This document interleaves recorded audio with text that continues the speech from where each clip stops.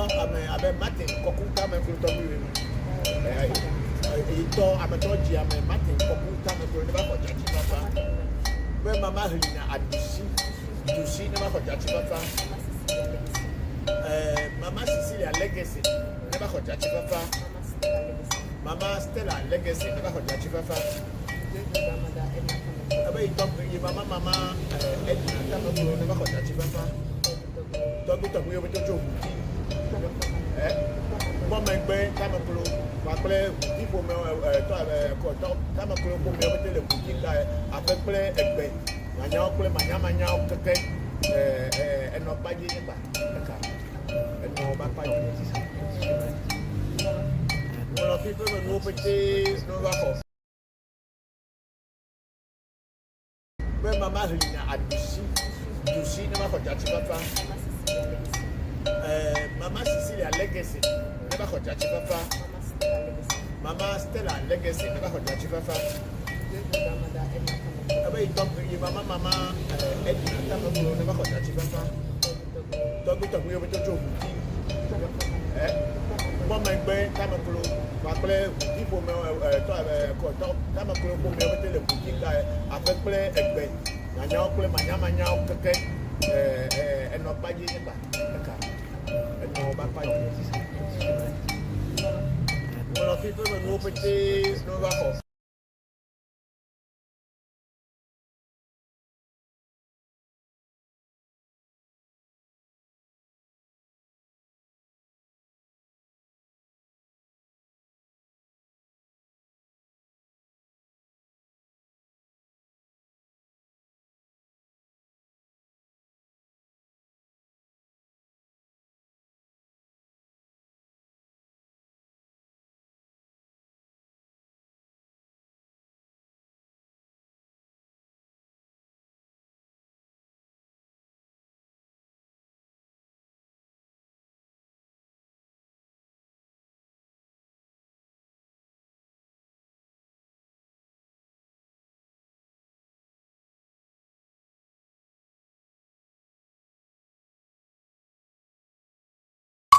Midori senye na mwa nemega bojo senye popolipo. Midori senye na mwa nemega bojo. Oh senye data fialu. Midori senye na mwa nemega bojo. Midori senye na mwa nemega bojo. Midori senye na mwa nemega bojo. Nemega bojo senye popolipo. Midori senye. Demos. That's how it's done. We senye na mwa nemega. Hold this one in one hand. This, hold it like that.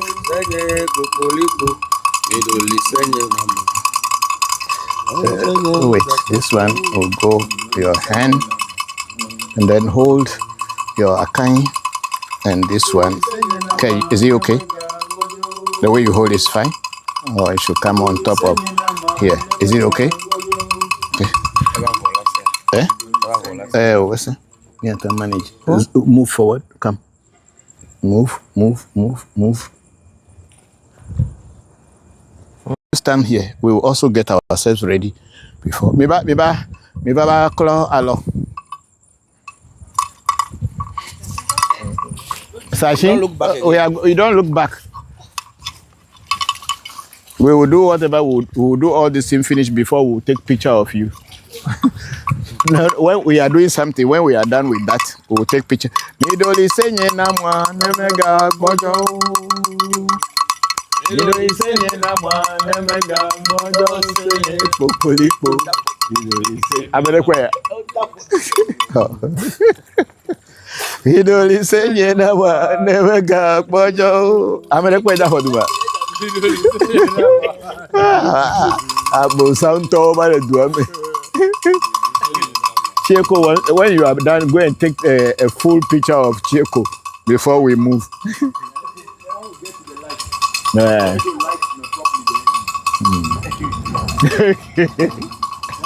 I go to throw Subola yoga over doggy. A bonsango. Bye, crosses, Reka. Hey, Omega. Bokor. Oh, yeah, when I go to Nwaji, me ko enu ka po ere. Busuga lango Bokor time la ta benwa. Cool. Yemi.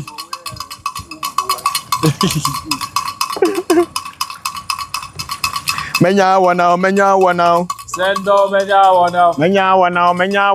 Sendo menya wana. Vinyo ejiji. Ele sego. Tronyo dede.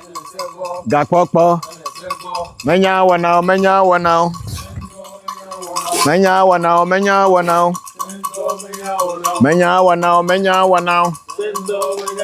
Vinyo ejiji. Tronyo dede. Gakpokpo. Menya wana. Oh, no, but my over my bucket and a question. Yo, the seven me bad day. But I come serve or if was a daji jolo. Me and they could me day. Seven no one of her. Let me apete, let me vote. If you only when you're not to query. Only enough for me. A check on a vote. Me, I may have to back with a check only. Not telling me vote.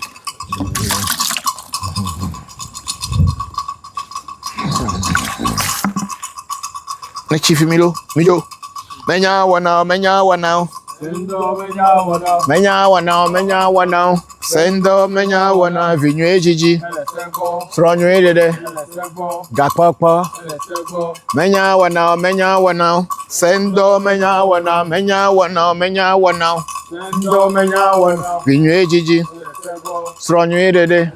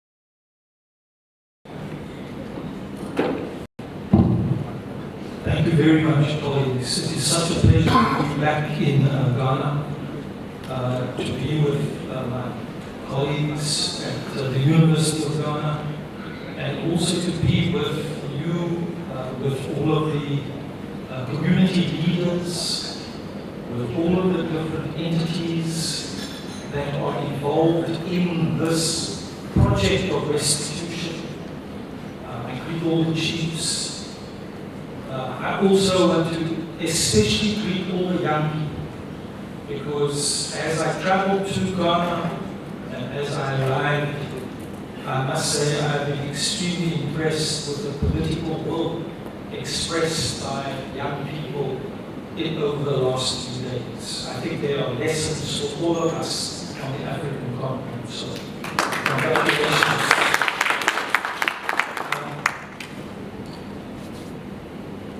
I want to add just a few things to our discussion.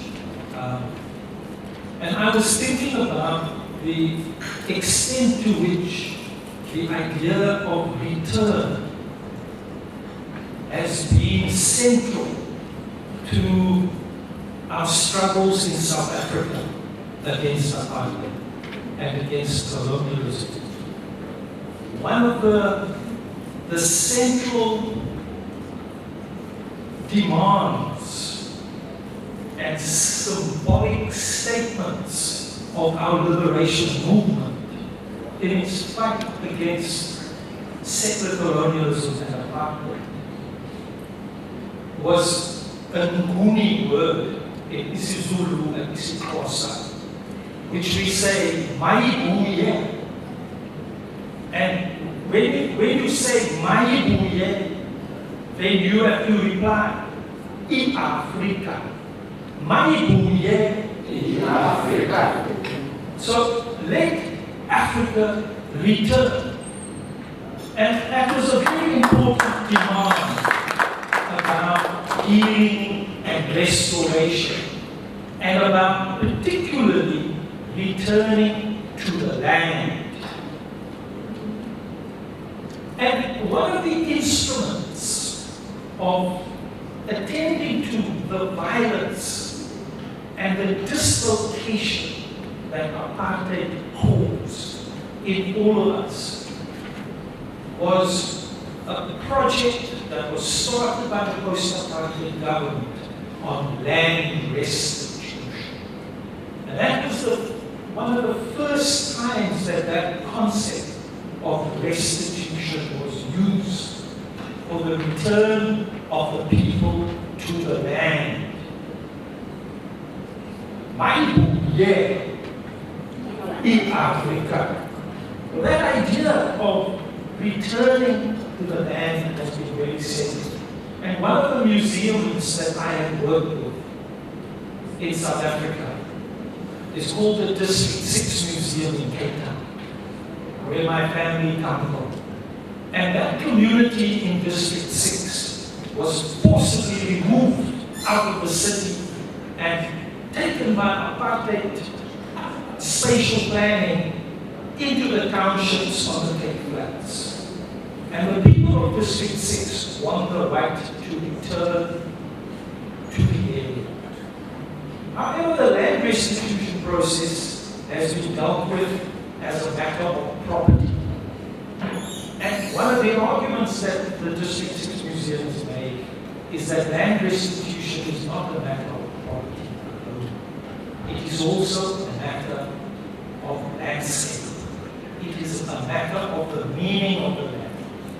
It is a matter of the symbolic meaning of the land where the people used to live. It is a matter of history.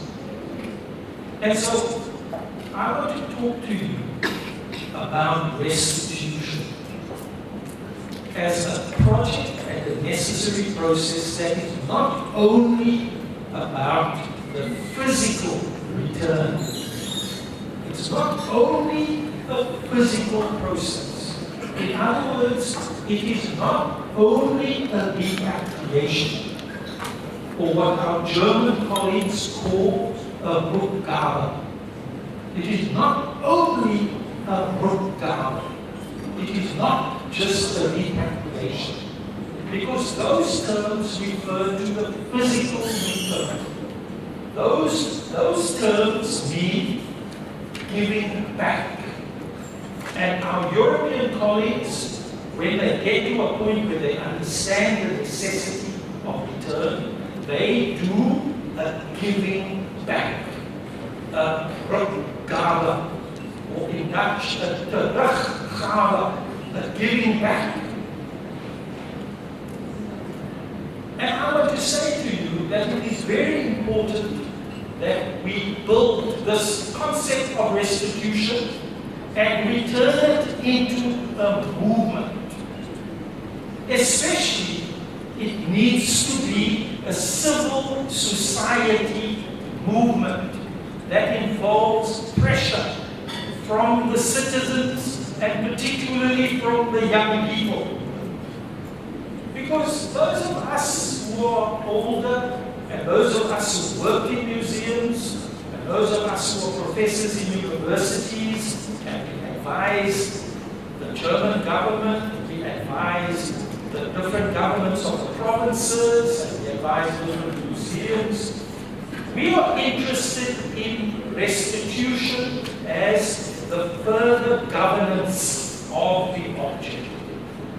Because that's what a museum is. A museum is an institution that governs collections. But we are wanting to make a new kind of museum. We want to make a museum where the citizens participate in defining themselves. So what I'm saying is that there are epistemological processes that have to accompany restitution. In other words, there is a knowledge project that we have to undertake, a politics of knowledge.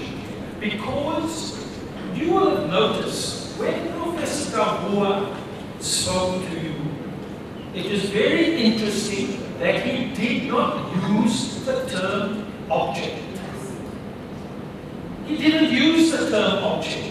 Nor did he use the term artifact, because those are terms of museum governance.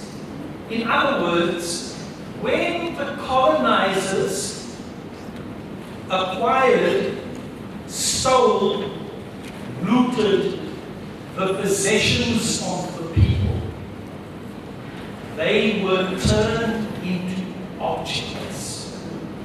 They were objectified.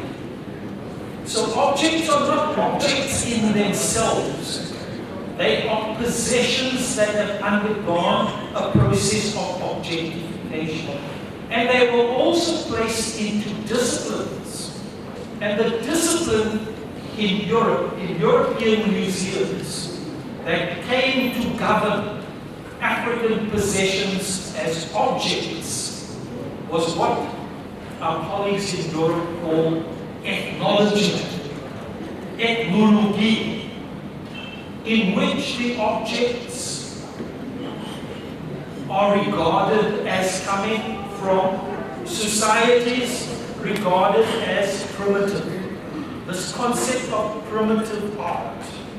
So we have to undertake a very important project of de-objectification and de-ethnologization so that they become belongings once again, so that they belong to the people.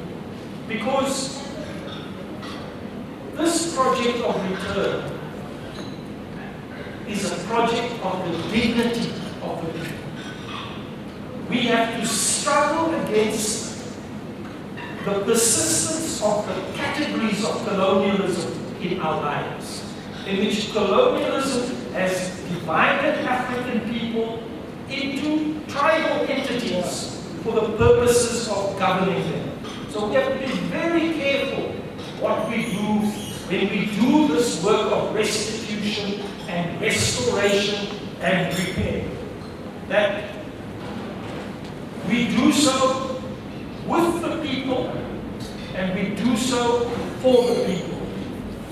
Because restitution, as our German colleagues are discovering, has to be a government-to-government process.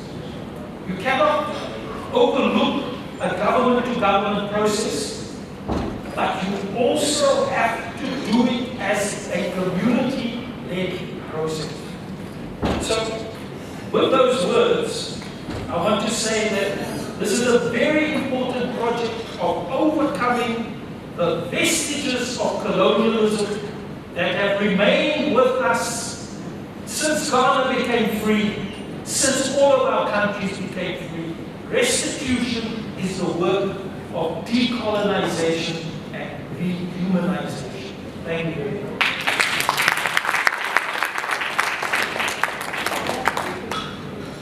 Well, our last presenter for this session is Mr. Christopher Voncujovi of the African Magic Temple. Now, after this presentation, we'll take a short break.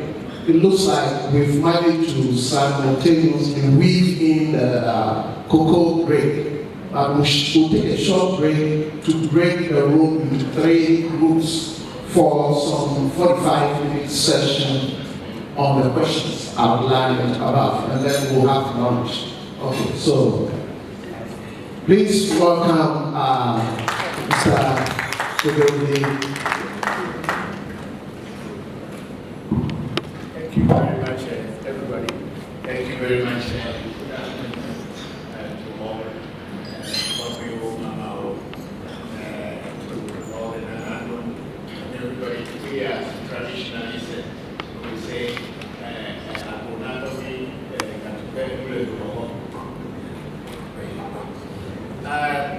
well, I was the team of people who went to Germany, to Bremen, to look at the entities that are called opiates, artifacts, cultural, whatever. But then I call them entities because for me, all the things that I saw there were still living entities, even though they look to people as if they were just objects. Okay, thank you. And they look at to many people as just objects, and people in the academia sometimes write so much about whatever they are seeing. The truth about it is that it's only we, the practitioners, people who are dealing with this on the psychic and the spiritual level, who knows what these things are. You can write many books about them, listen to people, but until you are a practitioner, or you get practitioners involved into whatever you are doing, you are not going to know the total value of what they are. So when we went to Germany, there was one particular object, entity that really attracted us. It's called Voodoo, and that one came from Bokor in the Bokor region. And this Voodoo was there, and I was interested in it, so I called my son Kofi we will ask this entity whether it is still alive, is it still working. So we put base money on it, and then after some time we take the money, we brought it back to our residence where we were staying, and when we checked, the entity started speaking to us and told us that he has a brother also in there that is not finding his brother. So really, so the following day when we went to the museum, I told our colleagues or my colleagues that there is another one of this very one, but that one is a male, and we have to look for it. And truly, when we started looking for it, it was there. And this is what shows that for many people, these are just objects, but for we who are practitioners, we can connect with this and know and tell what exactly they are, where they are coming started from what they had used before Do you have a head? So on the matter of restitution, I don't speak so much. I want everybody back home, but I will call my son Bokor, Senator, who is in China. He just arrived yesterday, so that he can talk on that aspect of it. Thank you very much.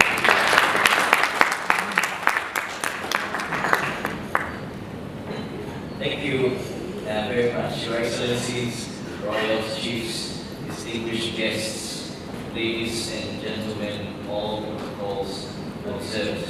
And a big thank you to my father who also just did my introduction. My name is Bokor Yao Voncujovi, and I'm a Bokor of African Magic Temple. Truly, it's an honor to be here, to be part of this restitution workshop. And as my father just mentioned, I was in Beijing, China, when I received a call from the team at the Bremen Museum, who were studying about 2,000 artifacts and entities that were taken over 150 years ago, to try and break down what are the entities saying. And from where I was sitting in Beijing, there were some very interesting insights. And so today we would like to be sharing three perspectives: local perspective, or traditional indigenous knowledge custodian perspective on this. On everything. Yes, please. Okay. Kofi, I mean, a second. Okay, that's what I mean. The second.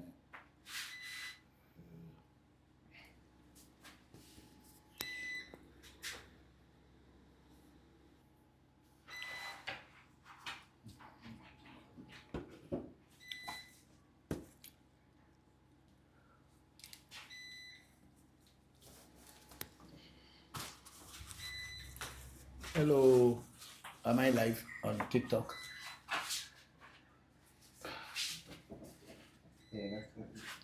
It's like Okay. Good afternoon, good morning, and good evening to you all, wherever you may find yourself in this very precious moment. Thank you all very much for having the patience to wait for us. Once again, we are here to answer your questions on the Voodoo, Ewe Vodu, for that matter, and other spiritual matters. Thank you all very much for joining today's section. I'm going to pour a libation, and after pouring the libation, we will go ahead.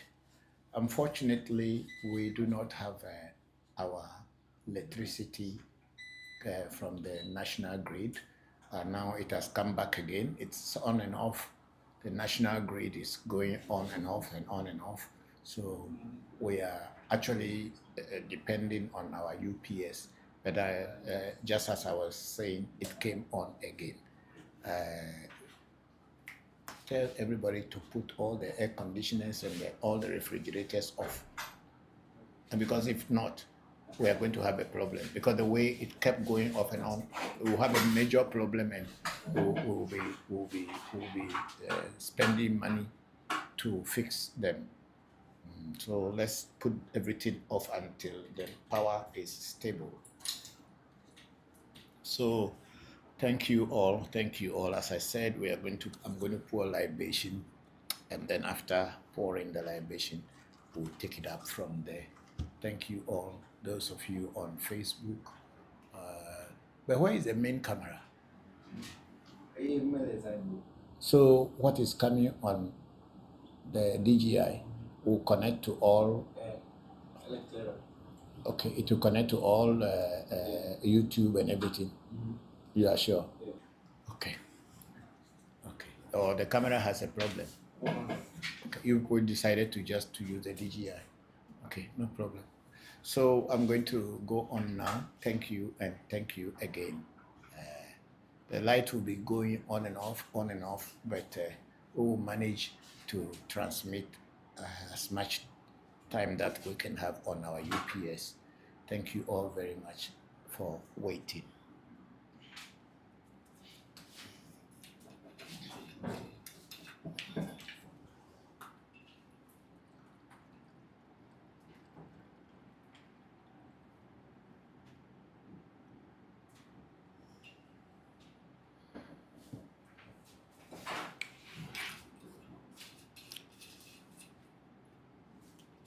I didn't know you could just use the DJI for everything. Maybe I cook camera action that if I see. Oh, ago, my dog goes yet no. O mayo mauga sobolisa, mayo mauga kitikata, mayo mauga esse, mayo esse joto, ame joto, esse nanu ame, sete nanu ame. Woman of heavy, dokun of heavy. Woman of heavy, maybe nanu, dokun of heavy, or benao. Dokun of heavy, maybe nanu, woman of heavy, or benao. Esse nye, nemebia nu, megatenu. Maybe I'm a sese, maybe a agbedidi, maybe a ngogwe, nanny backplay, a vigno planibel or lao pretty. Ago, nedi le ponyum, ma odo ma potane, ma chassi ma potane, ma destro ma potane, ma jiffy ma potane, Luciano Mawari, ma potane, medo ago. May I shame ham for a show, semi for a show, petty medo ago. You are abraxas. Abraxas, meiosi, adrepundo ago, yota adreto bevino kuna. Ouve es soaton, ouve es soton, ouve soreca, medoago. E meio, minha nosodie, ainda zo cacaticas baixadre, minha la fa benya glomilo aqui, benya glomile. Joro holonye meiora, kekekelo, wenya yingba majo flola, fokla yingba modoadical. Wenya blibe matekulo, eteku. Etega. Oh, my, a kind, but you're a kind one, you're a kind, you're a kind, so a kind, trovo a kind, and you're a kind, if you're a kind, man, you are a kind. Well, if I remember a hajadoro, a couple of bamedoju, if you are to a bansromet and doju, my young nuda, my young hobao, a bewao, kakwa, bemio, zango, my young believe you're a kaka wood job, but tajomaku, a fokema volume, a chima vol voodoo, McBerry. Koklo kwa tole fofome chobanywe o henave chobanywe metona ya molo moji otona am kwara pe venyi le pe megbeto bajo etuzo pledu o mono na tepere ka chopata be le hafi ejovon vajo nyen chopata opefia chopata metrona megbeda molo avi fagbe elie dina chopata neno ani afimia ajolo chopata chopata enye atafe meyo wa mesi me boji di to to bedente apape luluti zubo lu ajima ogbojuplo don jalo lo fen come valenti fafa me lo va alo jo na pefu agosapate meyo atigeli meyo goro vodu me yora ken lafia e meyo amega sese geja papa sese to geje awa meyo brahini meyo bobochi meyo ngbe meyo foli koko more ke gomle godo kluche kuma comme la gato bonyo kutumene fanani. Meyo tonyo kosi poku akubia no nye Mary akoso agoku funi ko geje tasinya amusi fusi jam koso abra kobra mama nye gbodwe mba tobonya agoku kofi tobonya akubia mensa mama nye dore pekuno kutumene fanani. Meyo penye Celestine ya wakubia Catherine akubia funya sense ko funya ya obena akubia kutumene fanani lo. Meyo miasro awo mbwachuche achufe akubia kutumene fanani.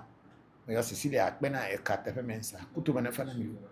Meyo au na tuji bako tuji meyo na kinkini hasa ponchi ya bara su bara gurana meyo kutuma na fana meyo bako adafu so fa hu abuvi bako afacha wajoge kutuma na fana mi meyo hunu le vapo no hunu le gbe yan ga to gbe amaze kutuma na fana mi lo meyo to gbe na ni tre tu le chita to gbe Abraham jibenu le chame to gbe fia to Simon Kabila benyina si Daniel Evie pa marela gbaro kutuma na fana mi meyo amanga koku anatovi ankaima kutuma na fana yo happy akoso abaji kutuma na fana mi meyo Harrison George ajovu wadi meyo raka kutuma na mfano meyo komla azuma agbovi kutuma na mfano mi meyo trevi view meyo brahini view geje view kubia view gbe view boji mole mate turu Carpenter Road view keke okpo egono Spinters Road no nungwa no pete gen view gongongo ana ahalo meyo wa bochi sakraka me chwa be adogo okotokoli domko wa kuruma kuwa wa gbero no gbeno to be wa le acho o franta mani o fifini kuma bisinkra o kofito jabaku o chotu akofi o cho han kofi atra o kofi me yo sasalo be nu peta me no abo adru kuma adru me yo ra me yo to be ahugba to me gba vodo to tora ho ibo manya za pasa di so kulu nyo hoto ko shi nyo hoto kiri ku me yo ra me yo apple de ma pesa ko chi no ko chi ajemu no ko chi ngole vo ko chi tron ko chi chivi ta he me de egbe ekere kedi o he pesa ji de pesa abu to be de pesa ji eta de pesa eye nya wole pepe me na ha enyata me yo ekologo ho chichi ya to be green do ko chuji me ko abeja ne ko ko chi ne to be pachuma nya mi wara me yo gojo na gojo me na ha bia keke yo na sakumo no pleto piti ngwanu teishinu egenu piti ma kwa enyata me yo afana ngonu afagbo majizo ko pele to me so le me ndak pa vidi me yo pali gbe meji eku meji woli meji di meji lo so meji ngoli meji abla meji akla meji guda meji sa meji ka meji trupe meji tula meji lete meji che meji fu meji kwali che tula meyo klevo vide kema no ayin wa to ba dere obuda klevo be adere nyade na to ba de nyade lo no po ne di lo gong dagbera jilo yeah. So we are ready to go. Please increase the font a little bit or bring it closer for me to see so that I'll be able to. Yeah. So what about the Clubhouse? Can you set it up so I can put it up here too? Yes, we are live already. We are live on Clubhouse already? Yes. Thank you. Okay. We are also, I think our cowrie classes are going to start by next week. Yes. Is it on this week? Next on the 8th or the 10th? Which way? From the 8th. Yeah, so today is the 3rd. Saturday. Today is 2nd. Okay. Okay, so we have some few days more. Okay, 6 days more. So, okay, thank you all very much for waiting and joining today's section. I'm very grateful. Last week we were transmitting from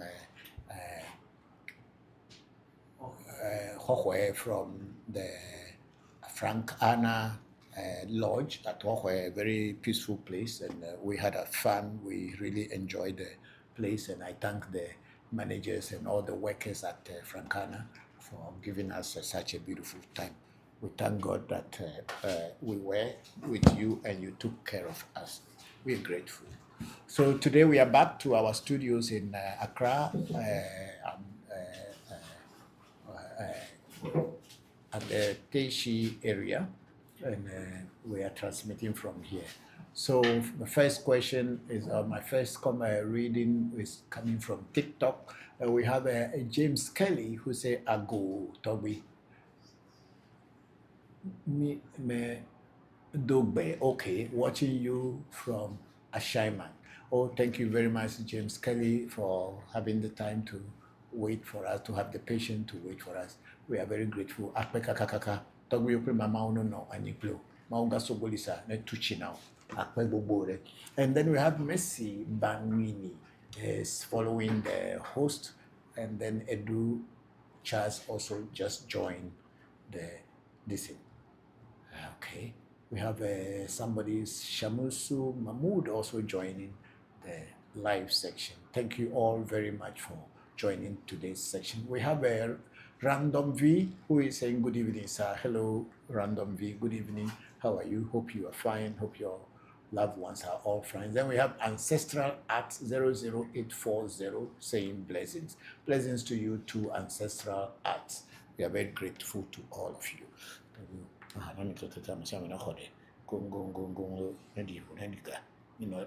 peke never no semi even call up with the fellows who will have Voodoo Nedi, Voodoo the American who do a ponero. Good. Yeah. So we have Emmanuel Zadkiel said, Togwe, please, greetings from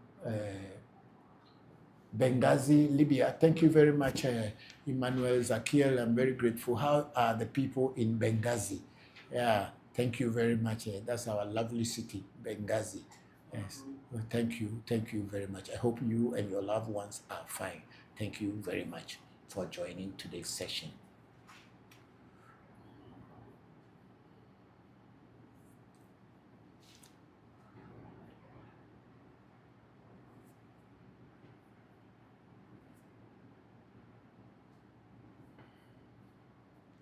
We have Togbe Jigbezan Sesoka. Greetings and good day, Papa Bokor and Uledo. I hope you and everyone are doing well today.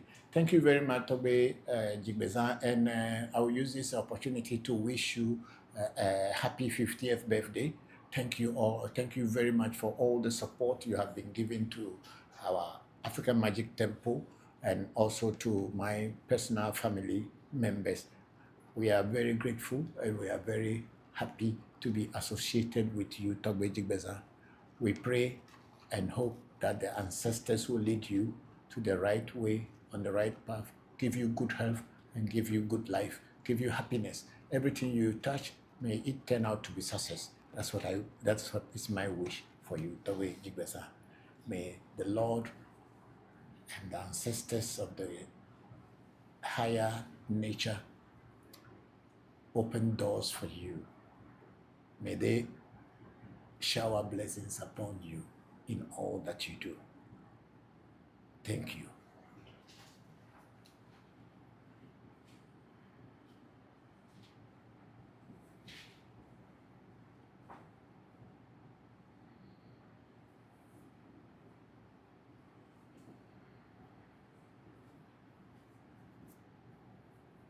And then we have a Jasmine Mackenzie. He say IFA initiations. Yes, Jasmine Mackenzie, we do IFA initiation. And if you would want to know more about IFA initiation, you can consult with us on our number, which is in our profile. You will be able, they will guide you and tell you how we do our initiation. Thank you very much. And then we have our brother Aridi Eri Mba, my very good brother over there in Nigeria, saying, "Good day, sir," from Nigeria. Yes, I really have seen you. How are you? Thank you very much. I've been watching your this things, even I think it was this morning I watched some of your videos. I'm very grateful that you are keeping the light burning there. That's what is supposed to be done. There is nothing that can be compared to African traditional spirituality. There is no other spirituality anywhere that is so powerful as African spirituality. But then we have been so much denigrated for so long. But then people like you are bringing out the light everywhere, and I support you, and I praise you, and I salute you for the work you are doing over there for Mother Africa. I'm grateful. Thank you very much for joining the section.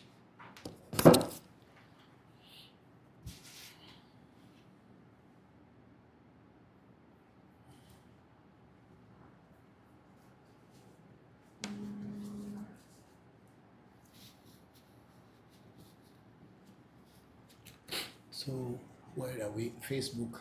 Yes. Okay, let's try Facebook and see. If you have any questions.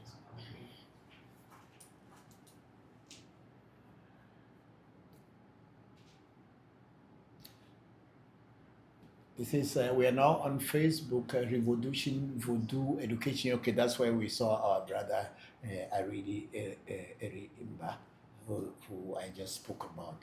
In fact, he is doing such a wonderful work. And those of you who have not looked at his pages and his posts, please do like his page and you will see his postings.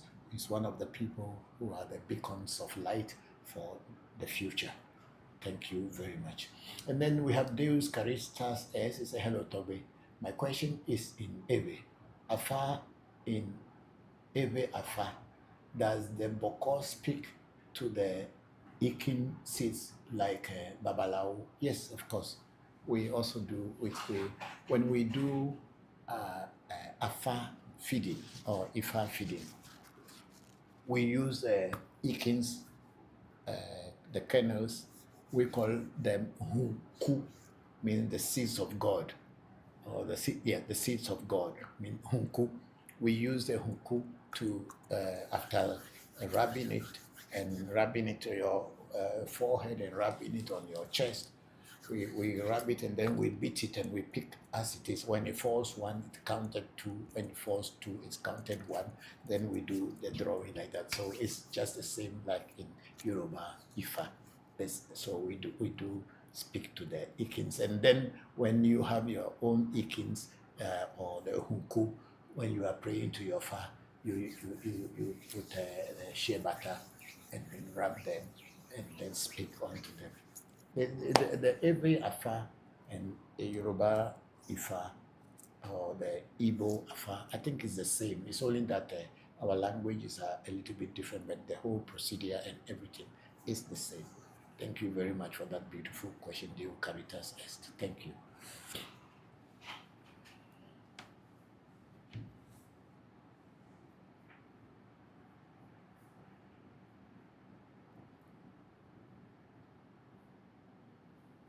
Okay, we are on African Magic Temple on Facebook, and we have DJ say good evening, Papa. Hello, Ernest. How are you? Thank you very much for joining today's section. I'm grateful that you did. How are you? How is the family? Hope everything is going on well. And then DJ wants on to say, please, does Voodoo have a master they bow to? Yes, in your question, I'll say yes, and I'll also say no. Because, Voodoo by themselves are all spirits, and in Ewe, we regard all spirits as God. But then we also have something we call the Almighty God, but it is not called Jehovah. It is just called Mauga Sobolisa. Some people call Mauga Segbelisa, whichever is the same thing. A Segbelisa, which means talking about your destiny and this. But then most people call it Sobolisa. And that Sobolisa is regarded to be God Almighty that no one has ever seen, and no ears have ever heard from, and no eyes have heard it talk, or no ears have ever heard it speaking. But then it is believed that there is a supreme entity, but it is not called Jehovah as in the Christian way. Maybe it is the same thing that the Christians are calling Jehovah, but we don't call him Jehovah. And we also believe that we all are his children, including the plants, the trees, the rivers, the mountains, the wind that is blowing, the fire that is burning, are all the products from that God Almighty.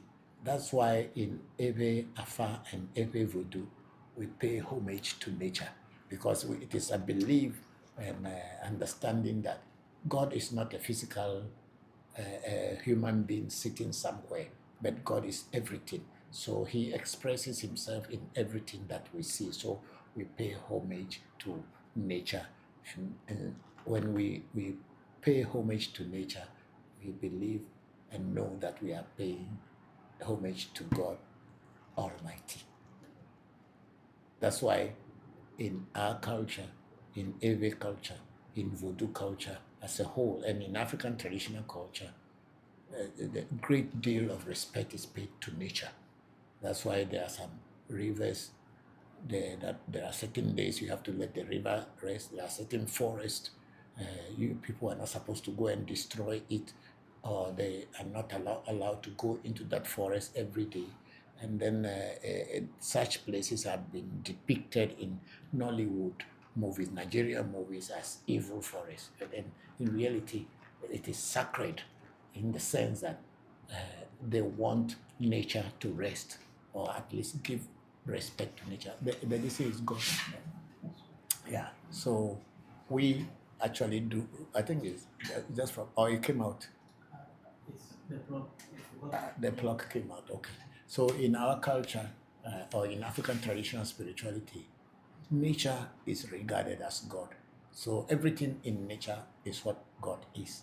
You cannot take something out and add something to it, but everything in it is like the expression of God. And if I want to break it down more, if we are going to look at the biblical explanation of how the world was created, or even in the scientific way, they said in the beginning there was nothing, and out of nothing something came out. So in Buddhism, God is regarded as nothingness. but yet still he is everything, because out of that nothingness, out of nothing, he created, or he or she, I don't know, he created what we are, or she created what we are calling nature, including the planets and the stars and the galaxies, everything. So God is not a human being sitting somewhere with a big pen and a goggle on his eyes looking for you to make a mistake. Then he will write it in his book, and on the judgment day he's going to go and say, hey, you stole fish from your mother's soup, I go to hell. No, God is everything. So when you respect me and I respect you, you are respecting God. That's why in Hinduism, the word namaste that we do, like the namaste simply means I salute the divinity in you, and then you too, you salute the divinity in me. And when we go down, we go to the inner self, which is esse, which nobody has actually seen physically, which is also regarded as God that created human beings. So when you salute or you respect one another, you are respecting God. Thank you very much, DJ A, for that beautiful question. This thing is no signal. I can't see anything. Yeah, it has come now. Yeah, thank you. So that is what it is in Voodoo. Everything, the master of everything is called Maugan Sobolisa, and then Maugan Kitikata, and then Maugan Esse.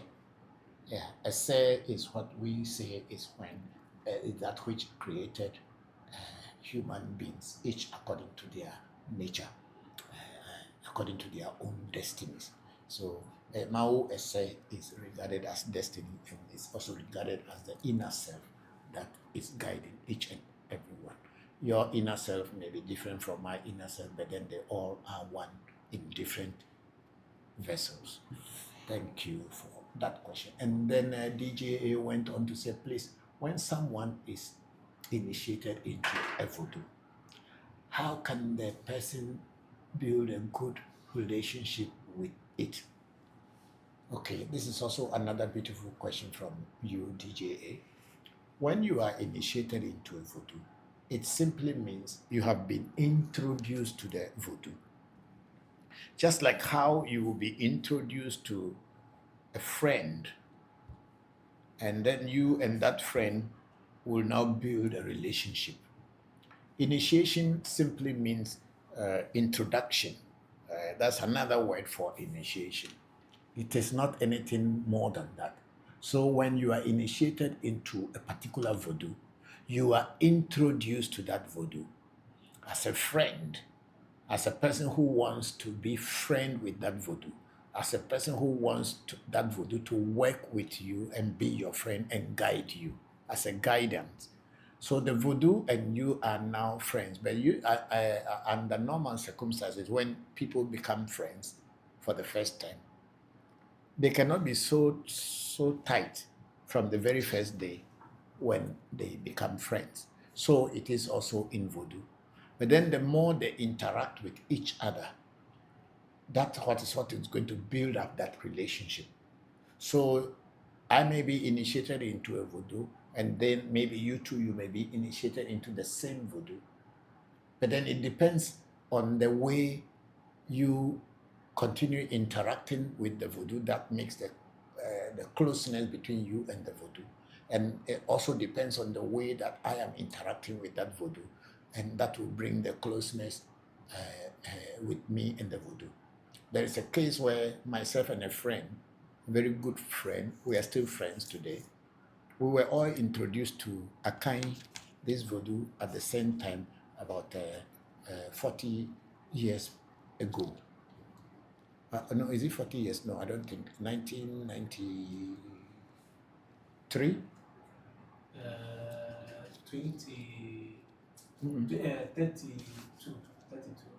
years. 1993. Okay, so 2023 will be 30 years. Are you sure?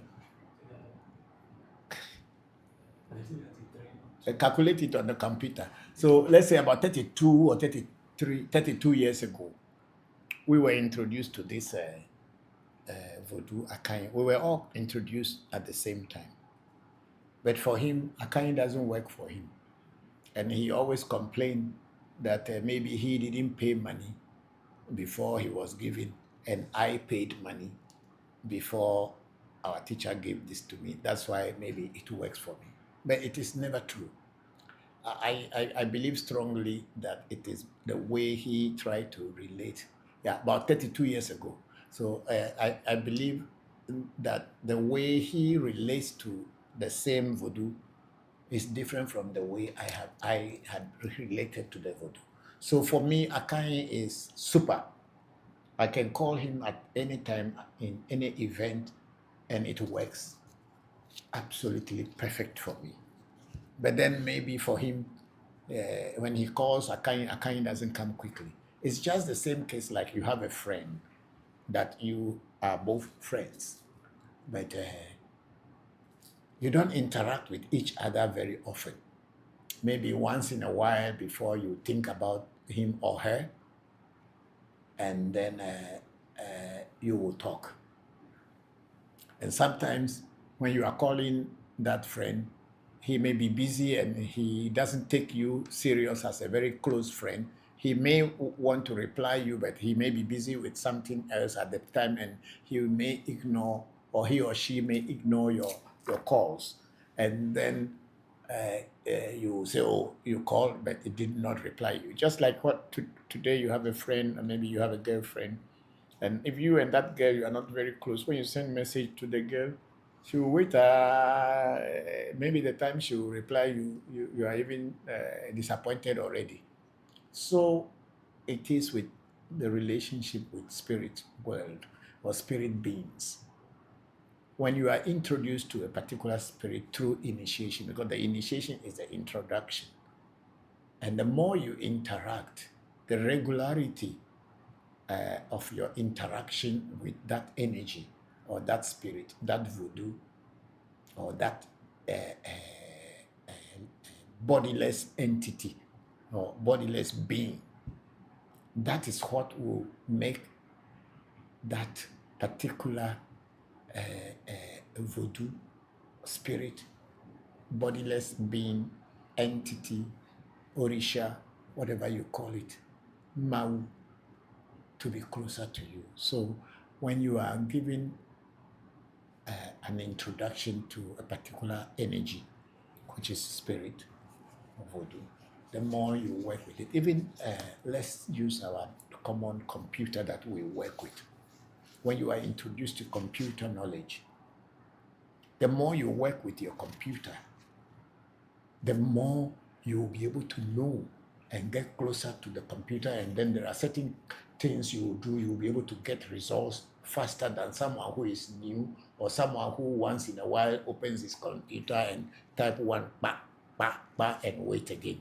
But the more you are interacting with your machine, even common machines that we work with, the more you interact with your machine, that's the more the machine, even though it's an inanimate entity, but it also has energy, it vibrates something. That is how even your car, the more you drive it, the more you get to know your car very well. And then when there is any external noise or something that is not normal, the moment you sit in the car, you can detect it, and you can know that something is not going on well, and you probably will fix it. So this is how a relationship with human beings as well as relationship with spirit beings is like. So it is the more you interact with an energy or an entity, being animate or inanimate, the more you get to know them, the more they get to know you. Do you know that sometimes your car knows you more than another driver? When you sit in your car, even you start it, it will start, even though the starting may be difficult. But somebody else sit in that car, they will find it difficult to start it. But the car knows you. A moment you go in and touch it, the fire comes on, bah, then you are gone. So in nature, everything is spirit. And the more you relate to them, the more you will understand how to work with them. So it's as simple as that. So it is not a question of how can you build a relationship. It is how often do you want to interact with whatever you are introduced to, and that's what will make you closer to whatever you want to. And then DJ went on to say, how often should a person engage his or her voodoo? Every minute, every second, every day. Because when you are initiated properly, the voodoo at the time of initiation has to show you a sign that it has accepted your friendship. It's like giving you reply at the point of initiation. The voodoo has to, or the spirit, or the entity has to give you a reply during the initiation to show you that it has also heard your call, or the person who is introducing that energy or that voodoo to you, it has heard. At the time of initiation, it happens. That's why when you look at some of my videos, when I initiate people into different kinds of voodoo, you see that they start vibrating. By just giving them the initiation, what do they call, paradise seeds, or when they swallow the seeds of the initiation, and then I invoke the energy, you will see that that energy will respond to the person who has swallowed the seed, that to show that they have heard my call, that I am introducing them. In some people, it may take a long time, but then in some people, they quickly respond. But the more we continue calling continuously, it will definitely hear us. It's just like you are having a cell phone, and then you are calling somebody's cell phone, but unfortunately, the person is out of coverage area. But then when you call, it doesn't go through, it doesn't go through. But when you continue calling, and if the person moves to a coverage area, it will click, and then you will get a feedback from where or what or whom you were calling. So as simple as that. You have to engage your voodoo every day, every hour, every minute, and every second, because it's going to be some part of you. The voodoo becomes part of you. Whether you are holding the voodoo in your hands, or you keep them in a shrine or anywhere, the voodoo, by the initiation, knows you and connects with your spirit wherever you are. And you can always call it and engage it at any time, at anywhere, and it has to respond. Thank you very much for those beautiful questions. I'm grateful.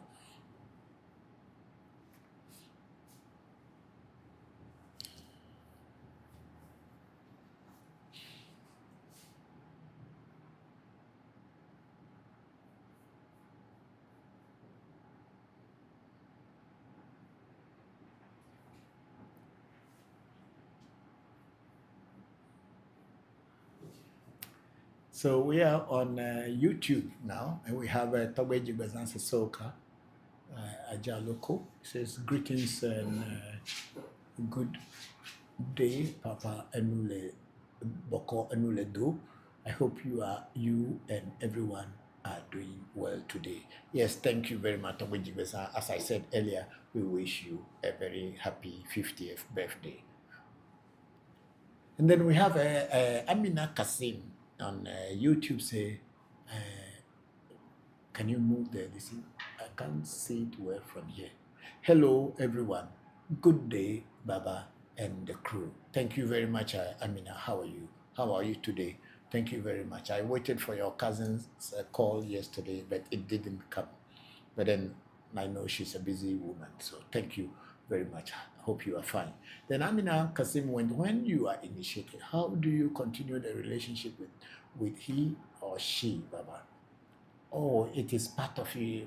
The initiation is what link you and that voodoo together.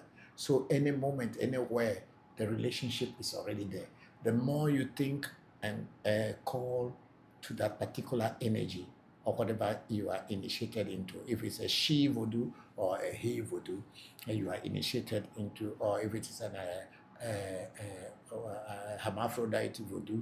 When I say hermaphrodite voodoo, I'm talking about voodoo that is male and female in one.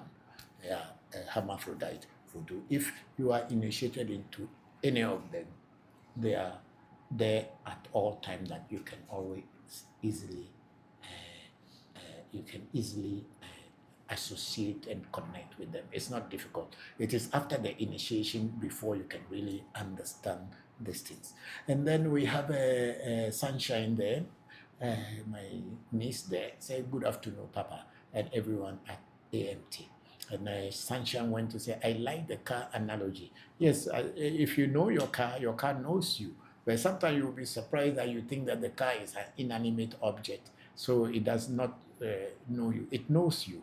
I have had problem with my car, but the moment I get there and I sit down small and I think and I touch the button, it has to start. And I know if there's anything, if anything is wrong with my car, it tells me and I can feel it because I know the car. So that's why I use the car analogy. Thank you very much, Sunshine, for that beautiful question or answer or comment. Thank you. And then we have Bokor Nuku Ameibo. Say, Papa Enuledo, please, can you talk a bit about Dofi does Dofwe? Okay, Dofwe. Okay, Dofwe does doing Dofwe regularly also increase your link with Afa. Yes, you see, Dofwe. The word in Ewe is Dofwe. Is actually you spell it in DORFOE.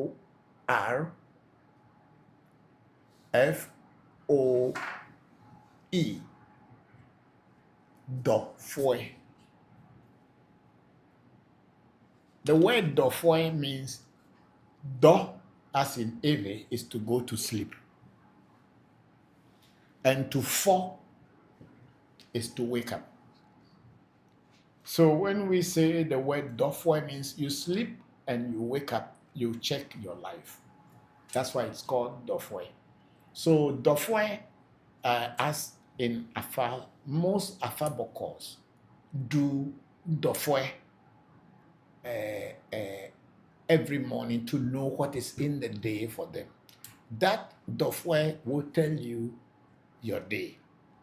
And sometimes that Dofwe also can go far and talk about other people who are related to you, who may have Afa or may not have Afa. And Afa will touch on them and let you know that something is going to happen to them or something is happening in their life that they didn't understand. And then Afa will advise you to let them know that it has seen them. And if they need help, Afa will also give you the guidance and give you the directions on what they should do in whatever situation they may be in. It could be a happy situation or a sad situation. So Dofwe simply means when you wake up, you check what your position in the world, in your life is at that very moment. So anytime you sleep and you go to bed and you wake up, anytime you go to bed and you sleep, and when you wake up, you check, you do a reading. And that reading is called Dofwe or Dofo reading, which most Afa priests and even those who are not Afa priests sometimes also do with their cowries to find out if it's a good day or a bad day. But it is mainly in Afa that we do Dofwe.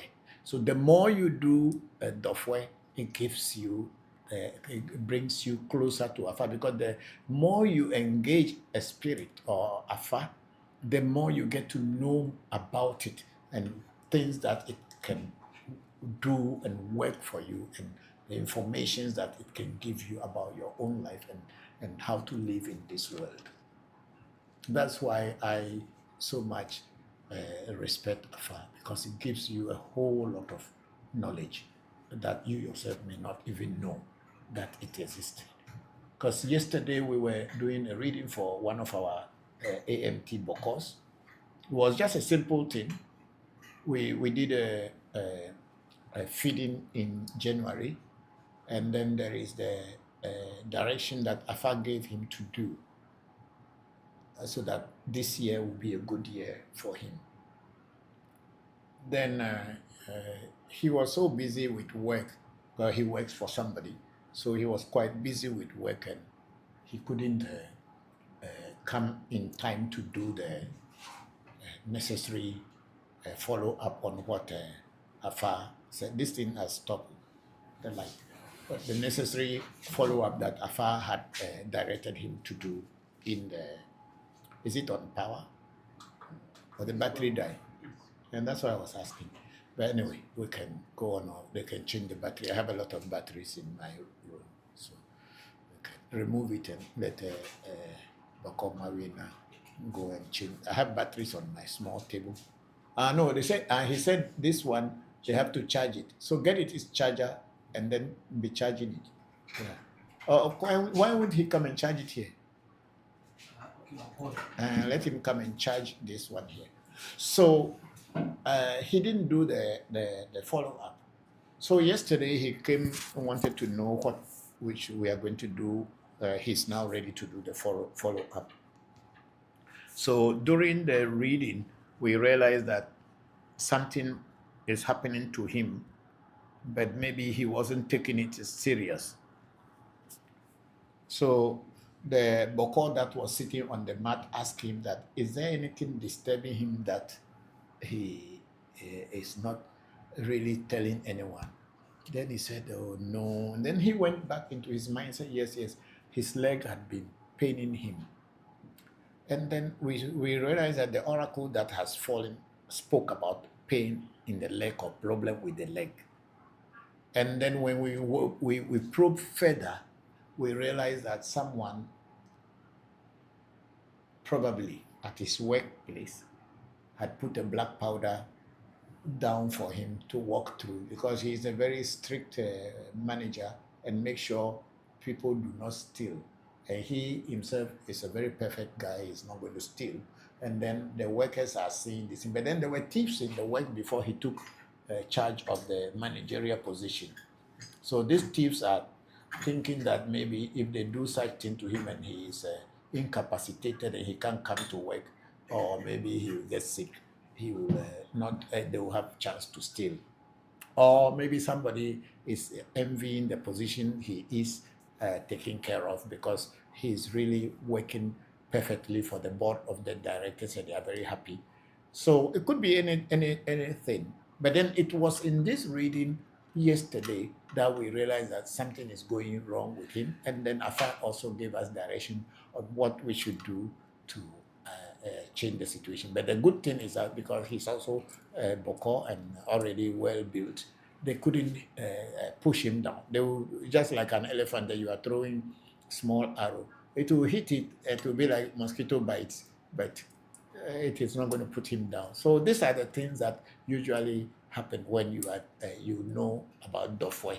So Bokor Nuku, that is it. Thank you very much for that beautiful question. And then we have Sunshine. How do you get feedback from the Voodoo? Oh, the feedback from Voodoo is when you call a Voodoo and a Voodoo start vibrating you. And you start feeling the vibration. You ask questions. And those of you who have been initiated properly, you can ask a Voodoo that, okay, this is what, you ask your question and ask if it is so. If it is a yes, they should vibrate a certain part of your body to show you that it is a yes answer.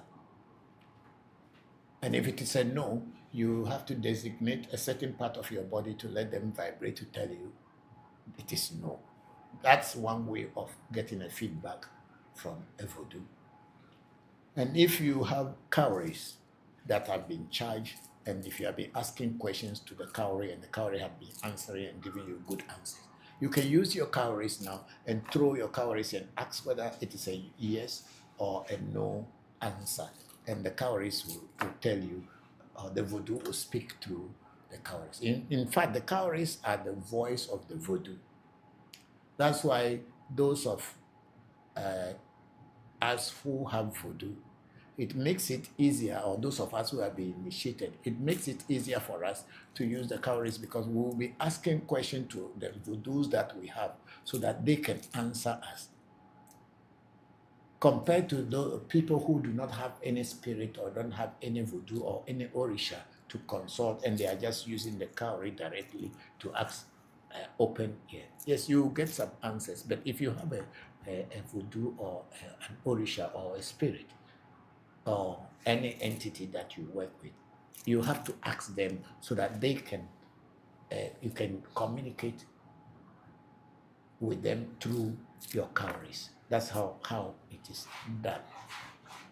And I will advise people who are also learning cowrie divinations from us to get initiated into anything simple that can be a guide to them so that when they are doing the cowries, it will make them to be able to pinpoint and tell that particular spirit or voodoo or orisha that I want to know whether this is a yes or a no. And with time, the cowries will start to speak to, it's not the cowrie, but the voodoo, the spirit will start to speak to your mind. So when you throw the cowries as it falls here, they also confirm that in your mind, and even they elaborate on what this fall is and tell you that, okay, it has fallen like this, but this is what it means. So it is something that you will develop over time because your inner self, your essay, your intuition or your intuitive self will be able to guide you as you continue. But then it is not a one-day thing. You have to practice. As you know, it is always said, practice makes a man perfect. The more you practice, the more perfect you connect yourself to the spirit world. Thank you very much, Sunshine, for that question. And then we have Amwaku Evans Jr. Can a voodoo be engaged for just a conversation, or unless you have a task to give it, you can engage a voodoo for anything? You know, like me, maybe because I've been here for long in this thing, I usually go sit down with my voodoos. I select one voodoo. I just sit down with the voodoo and wants to talk and discuss with the voodoo. And then I'll be there, and then the information will just be coming in my mind. And then I ask questions, and then I get answers. I ask questions, I get answers. Sometimes I use the cowries to confirm whether what I'm hearing is coming from the voodoo. And when I throw it, the cowries will inform me that what I'm hearing. And even now, when I sit here, I'm teaching, there are so many questions that come from different people around the world. And I don't go reading books. I don't go doing any preparation ahead of time, apart from the electronic gadgets that we will use to transmit. I don't go reading books, or I don't go doing any preparation whatsoever. When I wake up in the morning, I pray, and then I pray, and I tell the voodoo, all the voodoos that I work with, that today we have a live session. And I want them to be my voice, and I want them to be my ears. So whatever I will read and whatever I will say, they should guide me so that whatever I will say will be what the person needs to know or to hear. They should give me the answers. So sometimes I sit down here, it's not like I know what you are going to ask, but when I sit here, these energies here, they give me the answers to tell you. But then it's me, you know, and because nobody sees them apart from this form in which they are. But they are here, and they give me answers, they give me direction, they tell me what to tell you. So you can engage a voodoo in a conversation, like what we are doing here. Sometimes most of these things are the same. Sometimes a person asks a question, and then they will just remind me of something that had happened before, and then I will talk about it. This is how voodoo works. They are beings.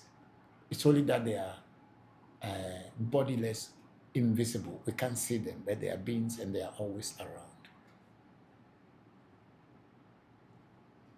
And then African Magic Temple has written Dofwe there. And then Amwaku Evans Jr. then went on to say, are there some voodoos who are naturally close to human beings? Every voodoo can be closer to you, depends on how you are dealing with it, how you are being introduced to it. Because a lot of time, people who deal with voodoo, most of the people try to put fear in the people they are teaching or the people they are leading.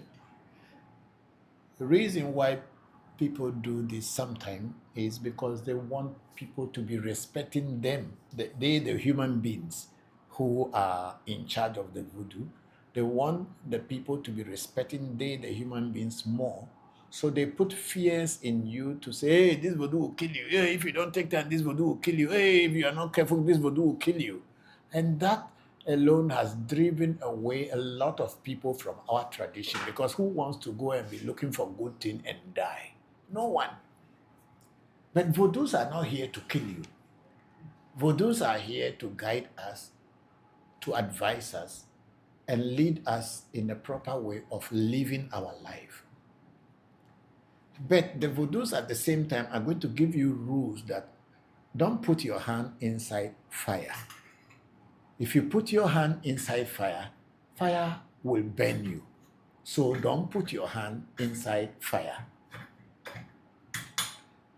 But if you disobey and you don't listen to the voodoo's advice, and you decided to put your hand inside fire, and fire burns you, you cannot blame the voodoo. That why is it that you have a voodoo but fire burnt you? Because it has already advised you.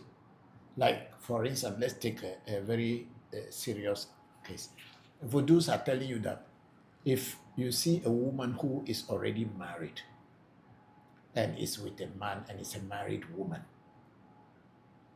don't go chasing the same woman, because the woman is already in the name of another man, and that man is looking after the woman. So why do you chase that same woman?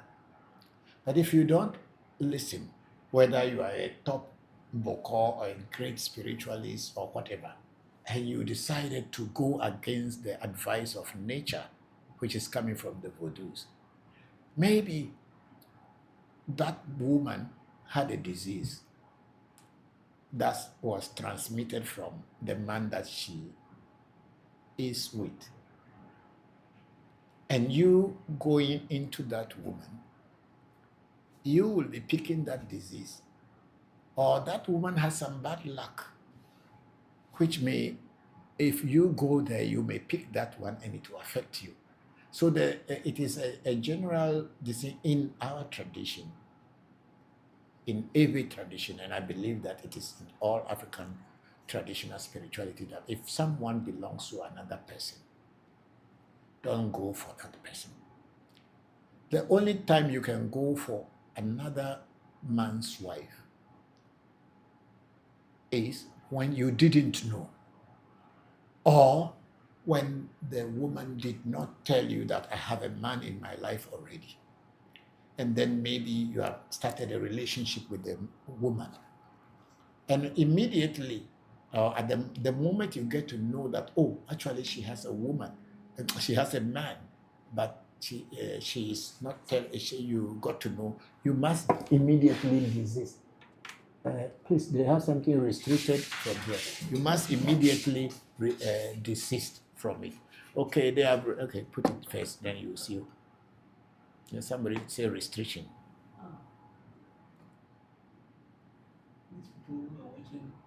Well, we didn't do anything bad here. What did they restrict us for? Alcohol, tobacco, and Where is the alcohol? the voodoos will get catch the person. Where is the alcohol? This is not tobacco. We are burning incense. There is no alcohol and there is no tobacco here. Does not contain the content. Submitted. So we can still be talking. Yes, please. So you see, people are so envious of us. Anytime we are live, some people start to send messages. And I think these are people who are thinking they are our competitors. But then what we teach here, we teach reality. We don't go deceiving, and we don't teach what we don't know. A lot of people come into voodoo. Some even came from my shrine. They join and they get initiated, and before you know, they open a shrine and they start talking and start telling things that they don't really experience. And they steal contents from my page and then post it on their pages. They block us from seeing their pages so that people can think that they are the ones who have that content. So whenever we are live, automatically they try to create a problem that we are using. We are not using alcohol on anything here. Even, in the past, I used to put a bottle of a gin when we were doing this, but we realized that people started saying that we are using alcohol. So for that reason, we don't put the gin bottle here anymore, because in our tradition we pray with alcohol. We don't come on live and drinking alcohol. But then that is it. So people are submitting complaints to TikTok to block us, to restrict us, because we are using alcohol and we are using the tobacco, use of tobacco. Where is the tobacco? All of you who are seeing, where is the tobacco? When you burn incense, is that called tobacco? So this thing, but then they will not survive, because whatever I teach here, I learned it over years. It's something that I know offhand, and I'm working with real spirits. And I'm not working with spirits to frighten people. I'm introducing spirits beings to people so that people can relate to them and understand that nature is beautiful. Nature is beautiful. And that's the things I teach here, or those are the things that I teach here. So those people who are submitting all these kind of negative things to let Facebook and TikTok and all other people to block us or to restrict us, they are just doing this one for nothing, because what I teach here, they can never teach anywhere. They don't have that knowledge yet. It is better for them to be quiet and listen and learn something, so that they can use that to build their own life.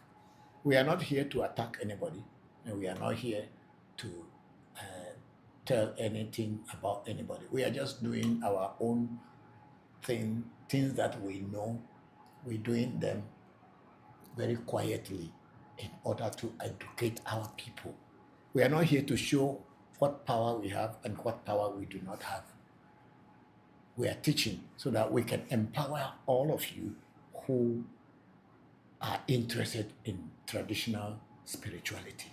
Whether you are a Muslim, a Christian, you are a Hindu, you are a white, you are a black person, you are a yellow person, green person, we teach you so that you can love your own tradition. That's what we teach here.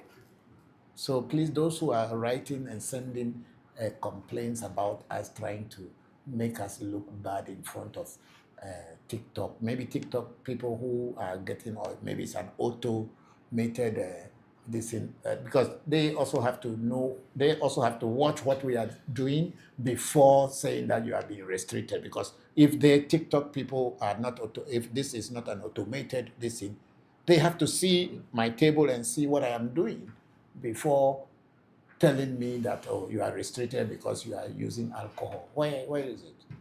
Am I drinking alcohol here? Anyway, let's continue. We, African Magic Temple, we've come to stay, and no one can push us about. Yeah. So we were on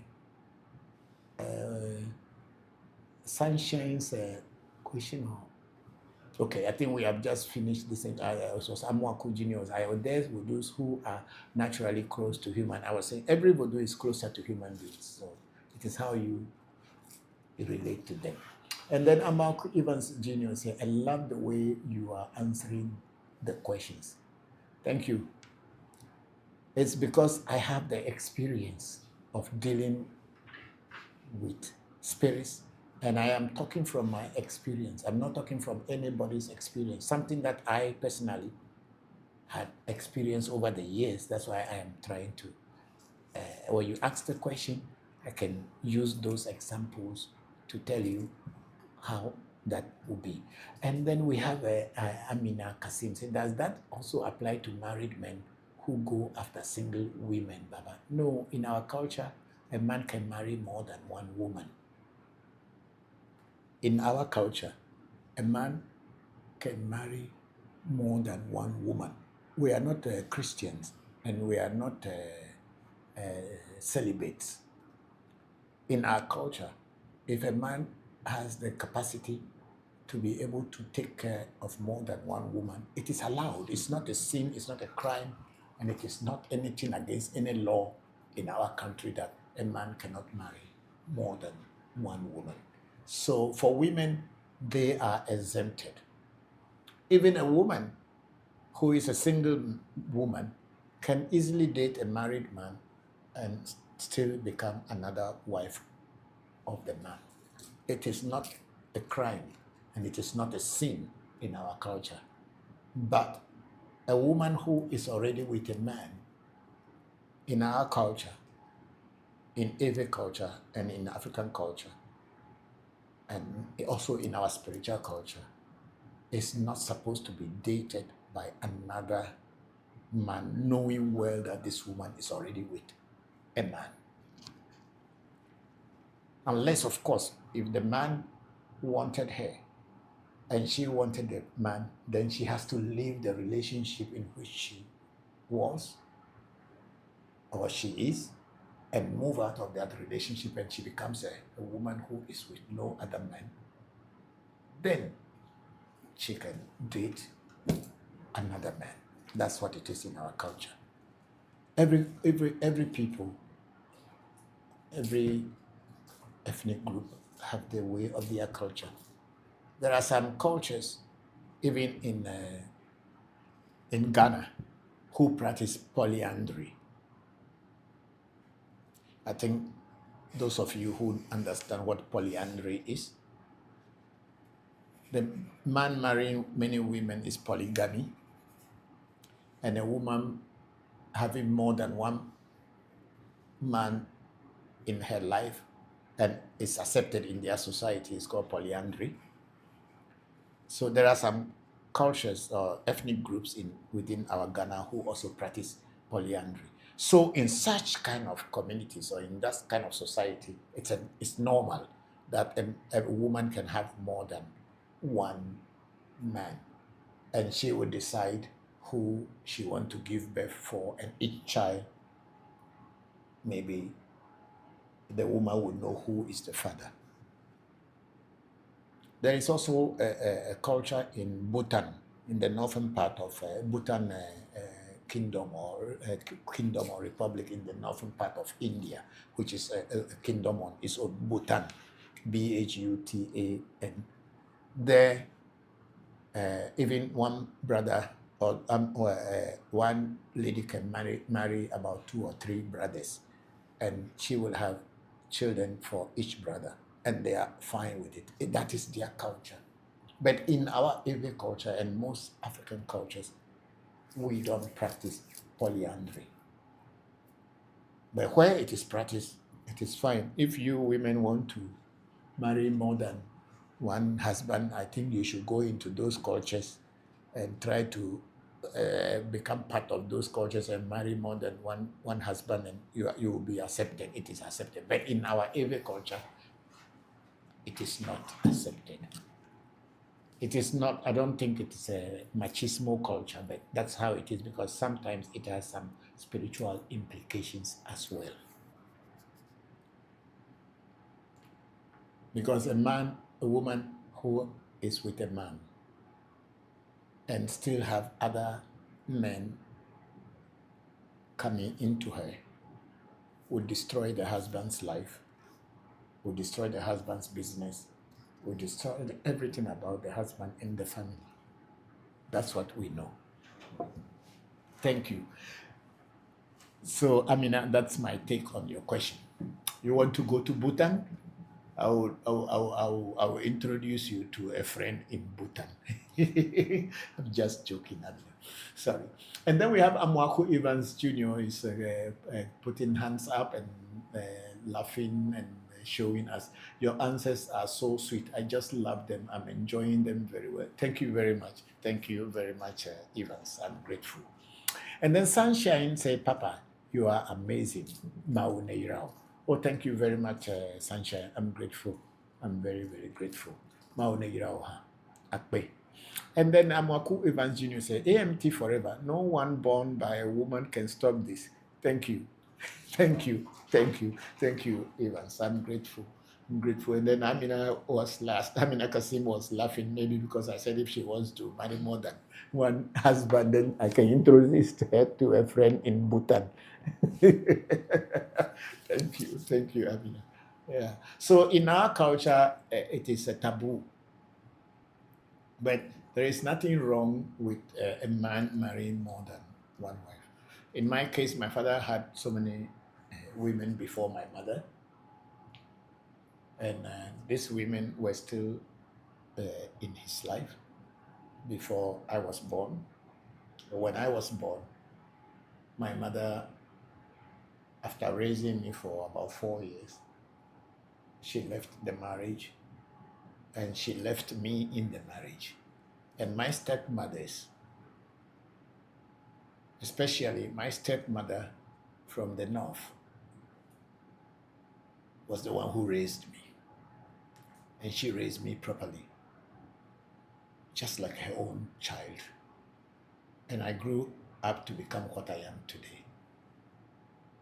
Though I might have inherited my spirituality from my biological mother, but it was my stepmother, Afua Bekri.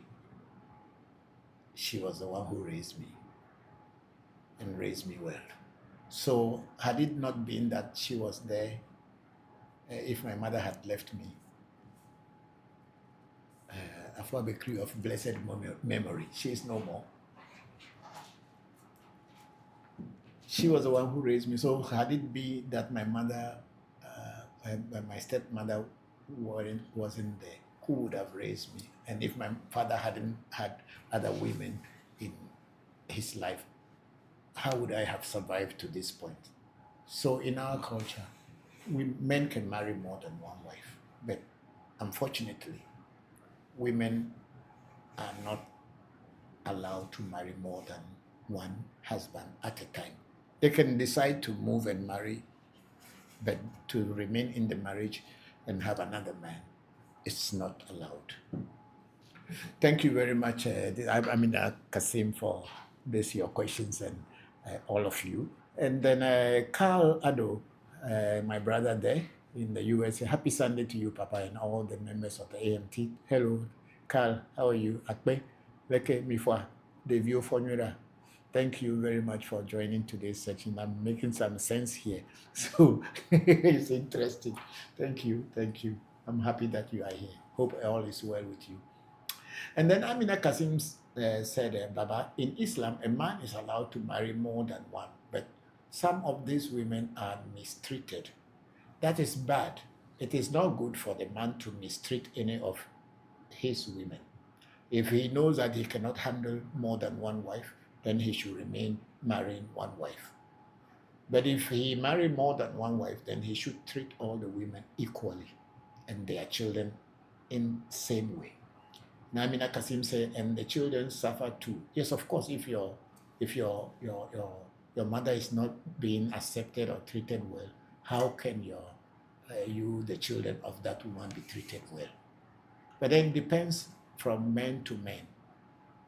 I know men who marry more than 10 wives, 15 wives, and they all live in the same compound, and each one has his own tent and cook, and everybody's children are going to school, unless, of course, if the woman feels that she's not having enough of the man, then she has all the right to move out of the marriage. Yeah. So it is wrong if you marry more than one wife and you mistreat some of them and you treated some better. It's not a good thing. Nature will reward you accordingly. Because the tears of a woman is like a coal, burning coal. You should try as much as possible to avoid them. Don't let women be crying on you because they are being mistreated. Avoid it. So anytime a man notices that a woman is so sad because of him, he should either stop the relationship, let the woman be free, so that he can also be free from that woman. The woman can find another man and be happy with, than to keep the woman and let the woman be crying on him. He will be carrying a baggage of load on his head. Thank you. And then Carl Ado is saying, Akpe kakaka, mesu akpe, akpe melio. Thank you very much, Carl. And Carl Ado it is usually the man. He must know how to navigate. Exactly. You must know how to navigate. If you are going to date a new woman, you must let the woman know that you have a wife or you have wives already. And if she is ready to, go with you, then you can go ahead. I think our light is off again, and our light is off again, and this is what I'm saying, that they should put everything off, because if they don't, no, this one is fine. This one is a caterpillar. It's no problem. This air conditioner is a caterpillar. I'm going to buy a new one. The other day, Monku sent us some money. I'm keeping it, and when I get more, I'll buy a new one. It's a caterpillar. It doesn't have problem. It will work. Yeah. Monku sent me some money. I'm keeping it, and I'll be adding to it and buy a new one. So maybe the new one will not be strong like this one, but it will not be noisy. It will make the place quiet. Yeah. So Carl is saying that it's usually the man, he must know how to navigate. Yeah, so if a man is looking for a new woman, the man should be bold enough to tell the woman that I have a wife, but I like you. Do you think you can still be in my life if I have a woman already? Yeah, if the woman said, no, I'm sorry, you are a married man, I don't want you, then leave the woman alone. But then if the woman says that, oh, even if you are married, I don't mind being part of your life, then slowly you must find a way to navigate that, and also let your woman, who you have already, to know. But usually it is not easy. It's going to be a fight, but you must be strong enough to find a way that there will be common understanding. Yeah. We are born from homes of many mothers. When I first came to Ghana with my wife from Japan, that time we were not even married. We were just boyfriend and girlfriend. We came to Ghana with my wife today. She asked me, who is my mother? Because there were so many women sitting down. That time my father had already passed on. And I came back from Japan with her. No, I was here first and she came to meet me. So we went to my village. So I introduced her to my mothers. And she was seeing so many women there. Then I told her, oh, these are my mother. These are my mothers. This is my mother. This is my mother. This is my mother. And this person is also my mother. In her culture, it is not like that. And she said, but who is your mother? How can you have so many mothers? So tell me, who is your mother? I said, no, all of them are my mothers. And she didn't understand at the time that why should I say all the women there are my mothers. But the truth is that they were all my mothers. They may not be biologically the ones who gave birth to me, but each and every one of those women that I was introducing to her were my mothers, because each and every one had contributed to me, to making me before I met her. So I can never ever say that, okay, this is not my mother, that is not my, this is the only one who is my mother. No.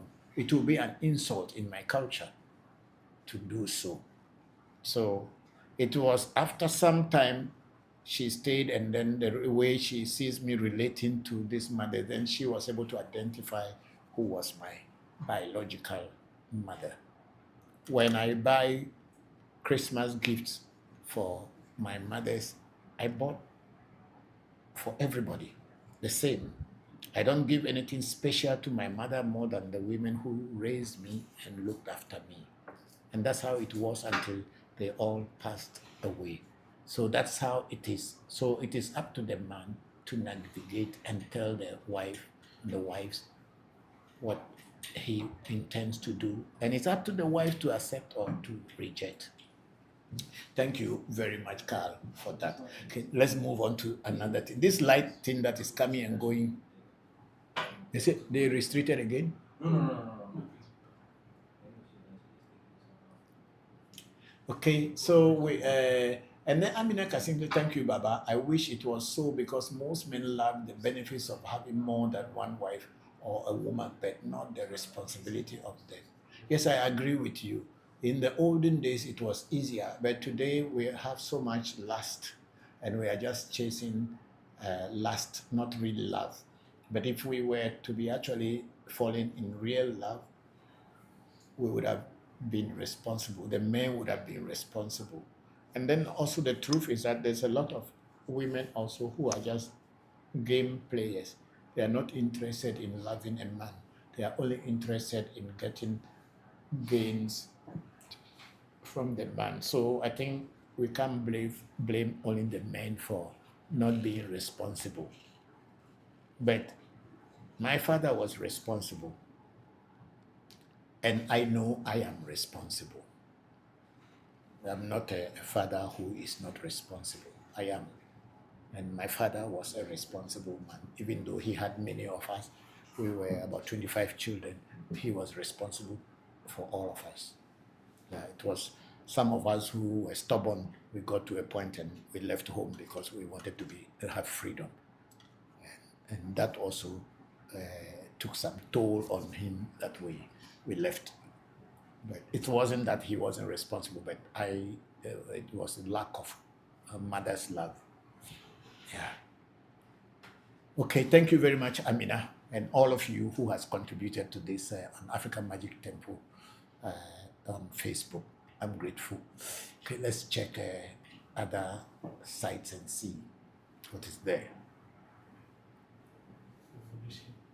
Oh no, there's something about Babalao there. Okay, Deo Caritas. Okay, yes. And then we are on ReVodution, Voodoo, education. We have Deus Caritas, Esther. So if a Bokor does a reading every morning, does this mean they do a Vosa every day also? No.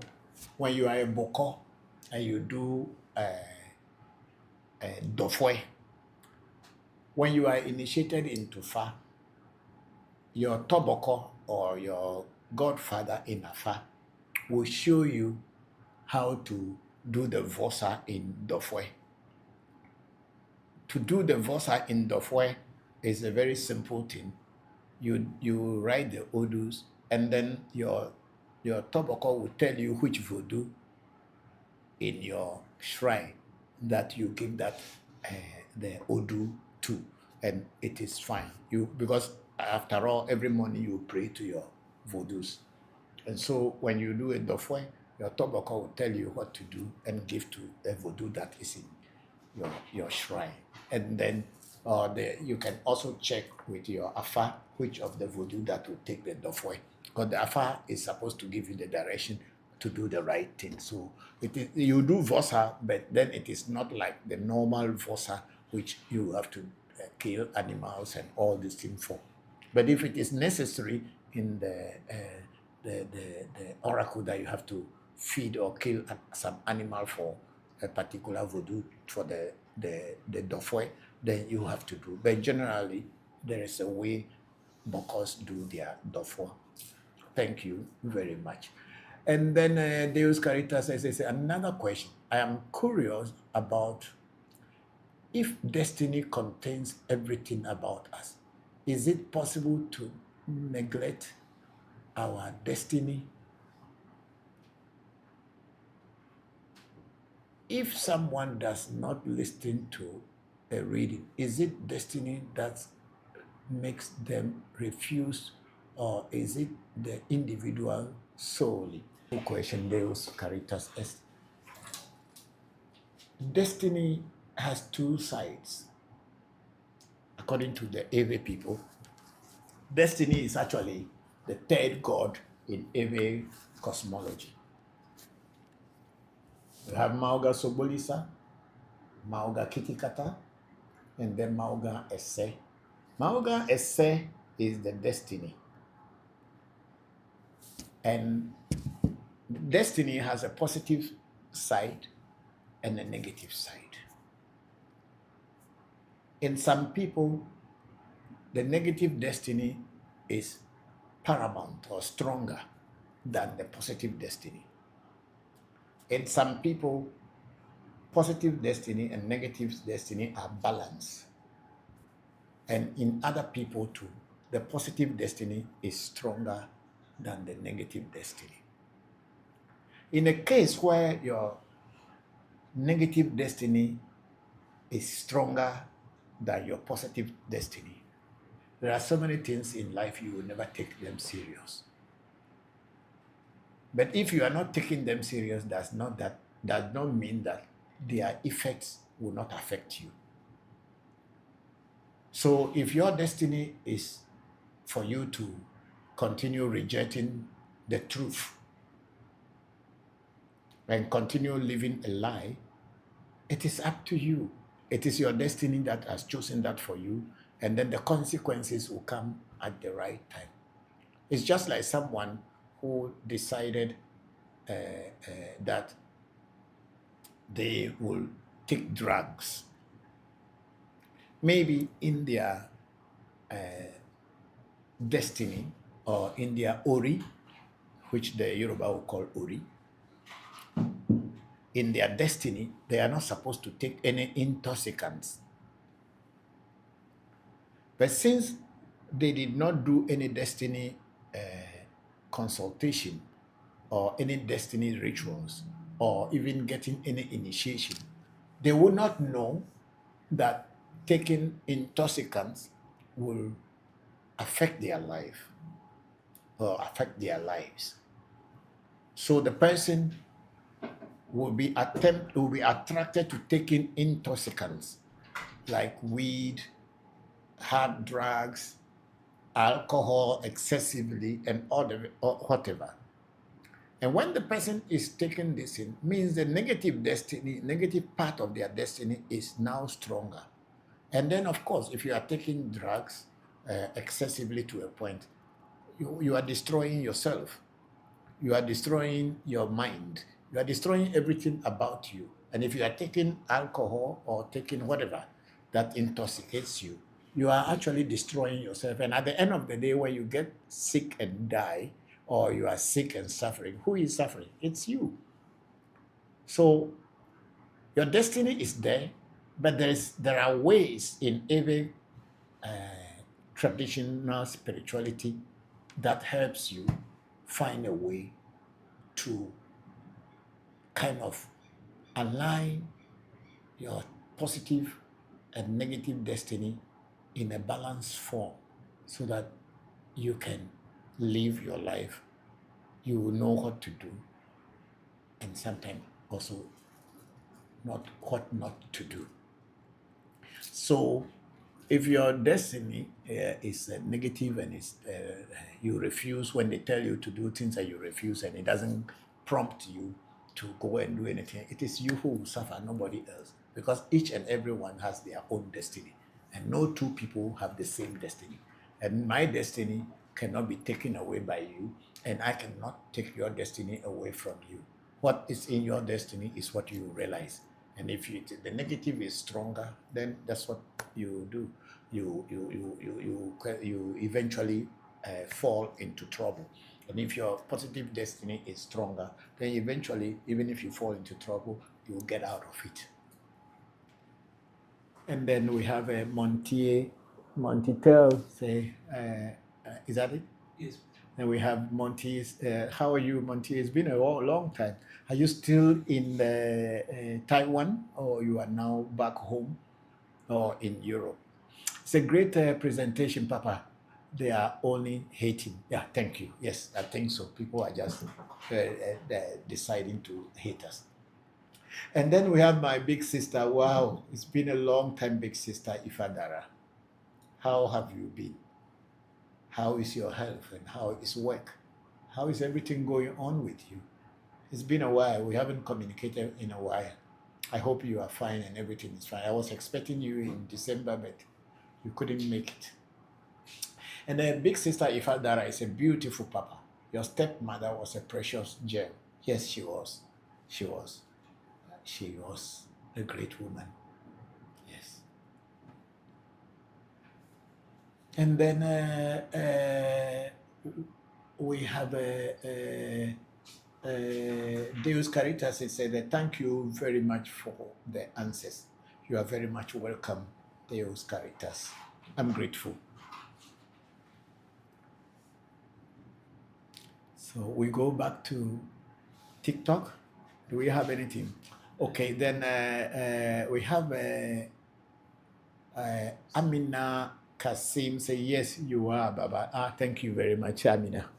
Thank you very much. And then we have Sunshine say, Papa, when you already have voodoos, do you also need to work with your family voodoo?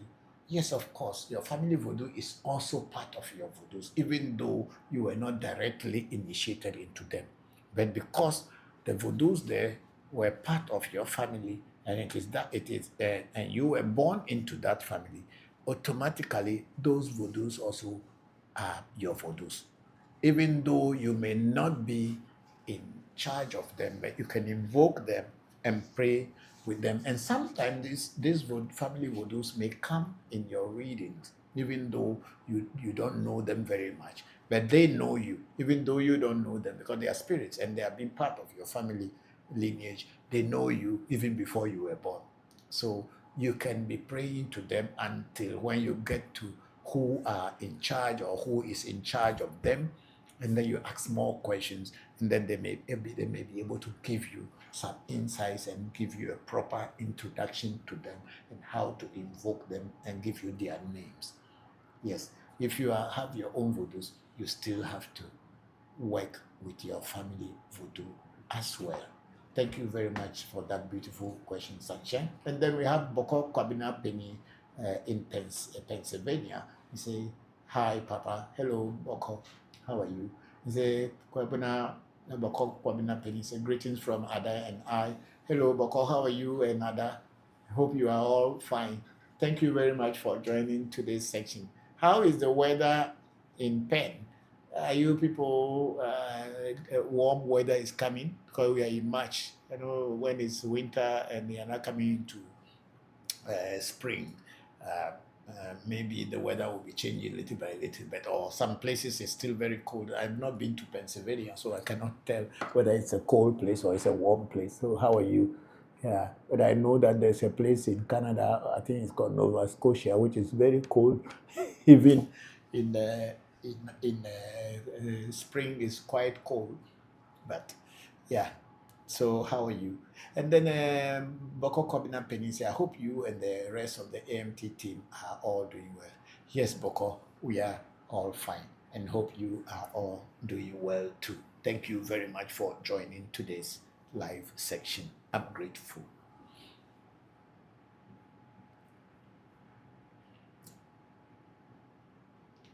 And then we have on African Magic Temple, we have a big sister Ifadara say, greetings, Papa Christopher and family.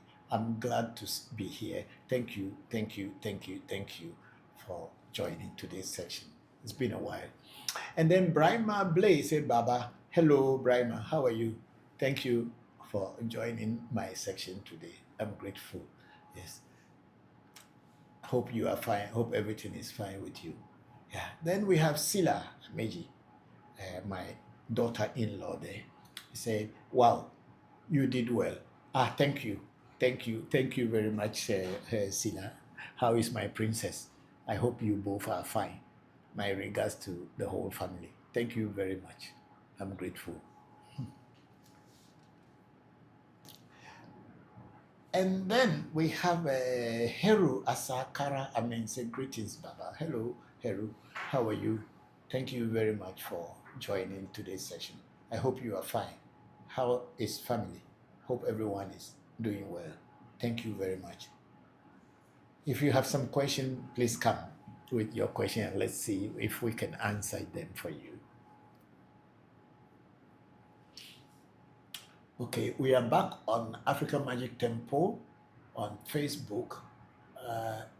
The top, let me see who is there. Okay, we have read James Kelly, and random we have read Ancestral Arts 00840. We have read that one too. And then we have user plenty numbers and said, please, if I want to feed my ancestors and my family God at your place, how much will it cost me? Okay, user 94027817862221. What do we do at our shrine before we will feed your ancestors and your family spirits and voodoo? We will first do a reading to find out what they want from you, what they want you to use in feeding them. It is after this reading we will know the items that we'll be using to feed them, as well as we will also ask our Afa, how much should we take from you for our workmanship? And then whatever Afa tells us to take from you for our workmanship, plus the money that you use in buying the items, is what we will take. Our portion is the workmanship money, but the items, you yourself, you can go and buy them and bring them and we'll feed them for you. But it will all come after a reading. We at our shrine, we don't just do things like say, okay, bring this, let me do that for you. We are professionals. We will consult. Since it's a spiritual thing, we will consult with the spirits, your ancestors, as well as your ancestral spirits. We will consult them through our Afa. And when we find the answer, we'll let you know. You will be there and you will know, and then you will know what will be involved, money-wise and items-wise. Sometimes you may want to come and feed them at our shrine, but they will say no. They want you to feed them at where their base is. All those will come out in a reading. In that reading, before we can know what you are going, before you can know how much you are going to spend. Thank you very much for that question. And then move this up a little bit for me. And then the user, I think that came first. It's Papa, good evening, good evening. Thank you, hope you are fine. And then we have Greg Money. Please, I have something serious to tell you. Go ahead, we are here. Tell me what you want to tell me. And then good system is a Kofi Eric from Germany. Hello, Kofi. How are you? Thank you very much for joining. And then Greg Money said, Togbi, please bring me on. I sent you request. We don't do bring in. You send your question, we will answer it. I don't allow people to talk on my program. If you send me a question, I will answer them for you, as everybody else is doing. Thank you. And then we have a Maunya K. It said, let's see, Chariot of the Gods. Oh, thank you very much, Maunya K. Thank you very much. And then we have our Bokor Shamba Musa in Ohio. Say good afternoon, Papa. Hello, Bokor Shamba. How are you? Thank you very much for joining today's section. And then we have KK Ginga 1. Kadivisha, there's a happy birthday to our good brother Toby Toby Jigbeza. Thank you. So Toby Jigbeza, KK Ginga is sending you happy birthday to you. Thank you very much. And then we have Nana Joali. Is it? Nan Joali saying hello. Hello, Nan Joali. Thank you for joining. And then we have Chief Priest of Omar says a lot of love there. And King Ginga, KK Ginga is a greetings, Papa and AMT family. I think these things were so this is coming from the bottom. Those things had come earlier. Thank you very much, Kadi, for joining today's section. We are very fine, and greetings to you and your loved ones. Then we have Chief Priest Omai. Say good evening, great one, sir. Good evening, Chief Priest. How are you? Thank you very much for joining. Then Nana say, hi, Papa. Live in Germany. Hello, Nana say, how are you? Thank you very much all for joining. Hope you are fine. Hope you are doing well in Germany. I'm grateful for you joining. Then Royal FK say good evening, sir, from Ghana. Hello, Royal FK. Thank you all. And then we have a Cam 777 say greetings from North Carolina. Thank you very much, Cam 777. How is North Carolina? Thank you for joining. Then we have Messi Bamini 923 is laughing or sending us love. I'm very grateful, Messi. And then I hope it's not Messi Safo, who is also Messi Bamini. I hope so. Anyway, thank you. And then we have Baraka. Say greetings from Kenya. Hello, Baraka. Thank you very much. How is Kenya? How are the people there? Thank you very much for coming all the way from Kenya onto our program. We are grateful. My regards to your loved ones. And then Emmanuel Zatkiel say we are fine, Toby, because he came earlier and I asked for his. Thank you very much, Emmanuel Zatkiel. And then we have a real money GH. Saying I'm from Ghana. Hello, Real Money GH. Thank you very much. And then Emmanuel Zatkiel said, Toby, please, greetings from Benghazi in Libya. Okay, that's a thank you. I think we read that one. Thank you all for saying and bringing your greetings and your comments. I'm very grateful, and I hope you are enjoying today's section. It's a very lively and vibrant section today with beautiful questions coming from all of you. I'm grateful. And then we have Farash Beauty Collection sending us love. And then Farash Beauty Collection say, bro, Papa, one. Okay, thank you very much, Farash Beauty Collection. I'm grateful. And then again, Farash Beauty Collection, I think these were things that came. It says, it's me, Letitia, Larba's sister. Oh, hello. How are you? Thank you all for joining today's section. So you are enjoying. Yes. Thank you. You are all. Thank you very much for joining today's section. I'm grateful that you are here. And then Maunya K say, may the gods live forever. Teach on, Togbe. I'm grateful. Thank you very much, Maunya K. And then we have Miss Wisdom Huas. Yes. Wisdom Huas. He said, my first time on your live. I love it, sir. Thank you very much, Wisdom. I'm grateful that you love it. We deal with real issues here, and we say it as it is. We don't cut corners. Thank you very much for enjoying today's section. And then Farash Beauty Collection said, he's good guy. Trust me. Oh, thank you, Farash. Then it said, my one and only customer, very good and powerful. Thank you, Farash Collection. Thank you. I'm grateful. Yes. I said, Farash Beauty Collection, tell them. Thank you. Serena, thank you. And then we have this tab here. I say, Baba, please, can I get your contact? Yes, this tab, our contact is in our profile, but then we will type it again there for you. Please type the AMT contact there for this tab to take. And then we have Reality 05. Please, can I ask a question? Yes, you are at will and free to ask a question. We are here to answer questions, and we are here to take comments and questions from people. This is the work of African Magic Temple. It is question and answer section. Then we have Ernest Kojo Ayikpa. Say, you are doing a good job, sir. Forget the naysayers. Thank you. I'm grateful. I'm very grateful, Ernest Kojo Ayikpa. Thank you very much. I hope everything is fine with you. And then we have Agbenyega saying, please, your location.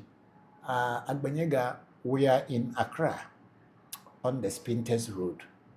If you type African Magic Temple onto Google Map, you will find our location.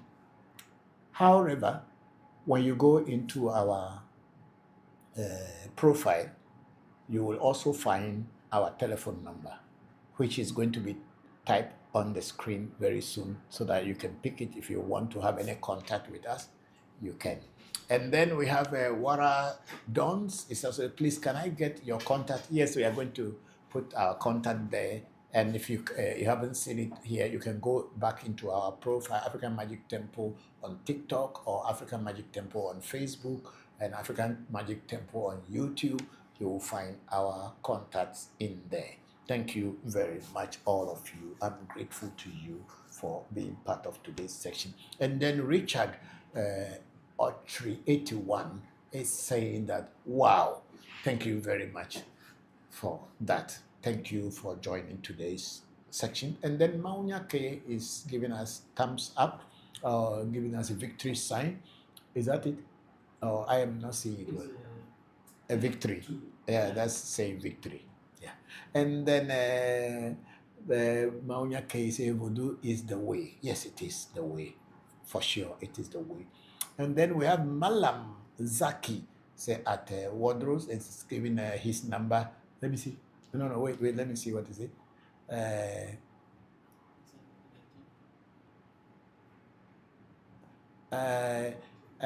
Malam Zaki at Wara, don't say, because you don't work with us, Malam Zaki, so don't give your number to people on my program because you are not part of African Magic Temple. You can create your own page on Facebook, TikTok, and people will come to you if you are doing good work. You don't come onto my program and when somebody is asking for my contact, then you put your contact there. That is a scammers. People who are scammers, they do such things. I have never come onto your program or anything and put my numbers there to let people who want to get your number to take my number. It's a very bad thing. Please delete that thing from and block that Malam Zaki from coming. Report him first. Because if you are so good in doing what you are doing, people will come to you and you will teach them. But if you are hiding under other people's work in order to cheat, to deceive, and to take advantage of, I'm very sorry, on my platform, such doesn't happen. I think you have to come here. Such things is not entertained on my program. We are dealing with real issues here. No, go through the back. We are dealing with real issues here. We are not here to scam people. We are not here to deceive people. We are not here to cheat people. If you can have your own platform, people will come to you, Madam Zaki. Don't come onto my program and somebody asks for my contact, then you give your contact. And then tomorrow, if that person contacted you and you deceive the person, and they will say, oh, it was African Magic Temple who gave the number and we cheated them. We don't do that here, please. We don't do that here. Please learn to behave yourself.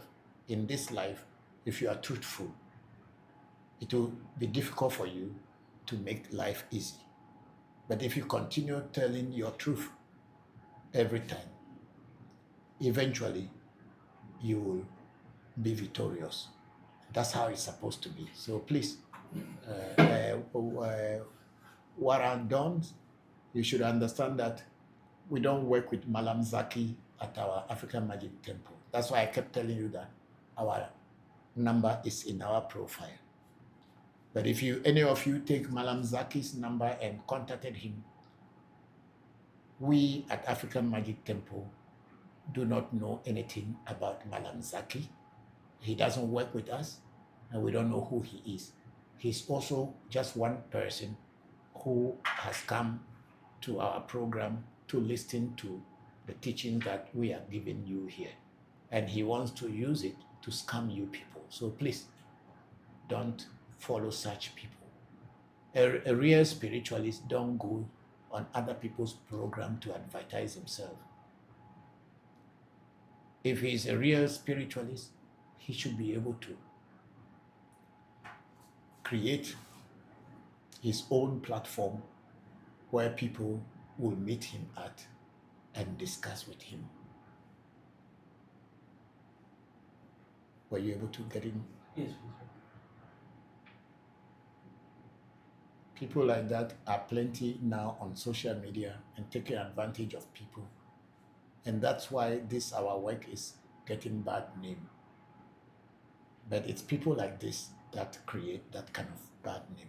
They don't have the experience, they don't have the knowledge, they don't have the technical know-how, yet still they want to cheat people who are looking for the truth.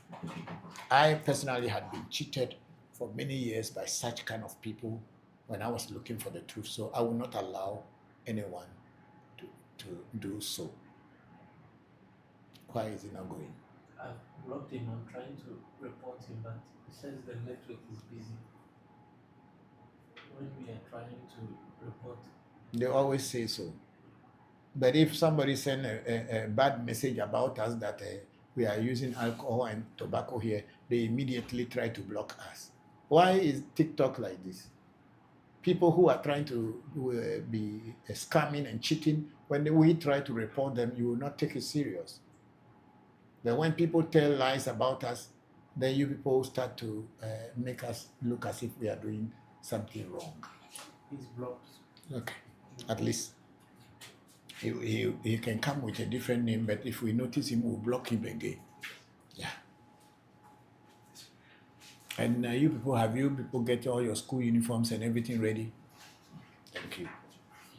And then we have Anani Do Kofi. He said, good evening, please. Hello, Anani. How are you? Thank you very much for joining today's section. I hope you are doing well. Then we have Junior in Motion saying hello. Hello, Junior in Motion. I hope you are fine. Thank you for joining. And then I have my cousin here, Kwabena Mensa, saying, Daddy, I need your help. Oh, that okay, I thought it's Kojo Mensa. Kwabena Mensa. Ole, Kwabena. We are trying to type our number on the screen. There, you have already? I haven't seen it, that's why I'm saying. Okay, so it's at the bottom. And then, of course, you will also see our number in our profile, African Magic Temple on TikTok. It's in the profile. You can see our number. Thank you very much. And then we have Nathaniel Ikel. Is it Kel or Ikel? Kel. Nathaniel Kel. He said, how can we Feed our Excel. or chi? Okay, Nathaniel Kel, how can we feed our se or chi? Okay, in every traditional spirituality, before you can feed your essay had to be set up for you, and then you can feed it. That is physical, practical way. But if your essay is not set up for you, you can just pray and call the name of your essay and continue praying and pouring libation for it. But in reality, essay doesn't drink alcohol. That's what we were told. It's only the day that you are feeding essay where you give it animals and foods and all that. That is the only day you give alcohol to your essay. Then this thing is gone, the screen. That's the only day you give alcohol to your essay. No, yeah. So before essay can be set up for you, according to the Ewe cosmology and Ewe traditional spirituality, your negative essay had to be kind of aligned with the positive one before the positive one can be set up for you. If it is not done so, your essay cannot be set up for you. But I don't know how it is done in other cultures, like in the Igbo culture, or also in the Yoruba culture, where the essay is the same like the Ori, or Chi is the same like the Ori. I don't know how it is done in the Yoruba culture.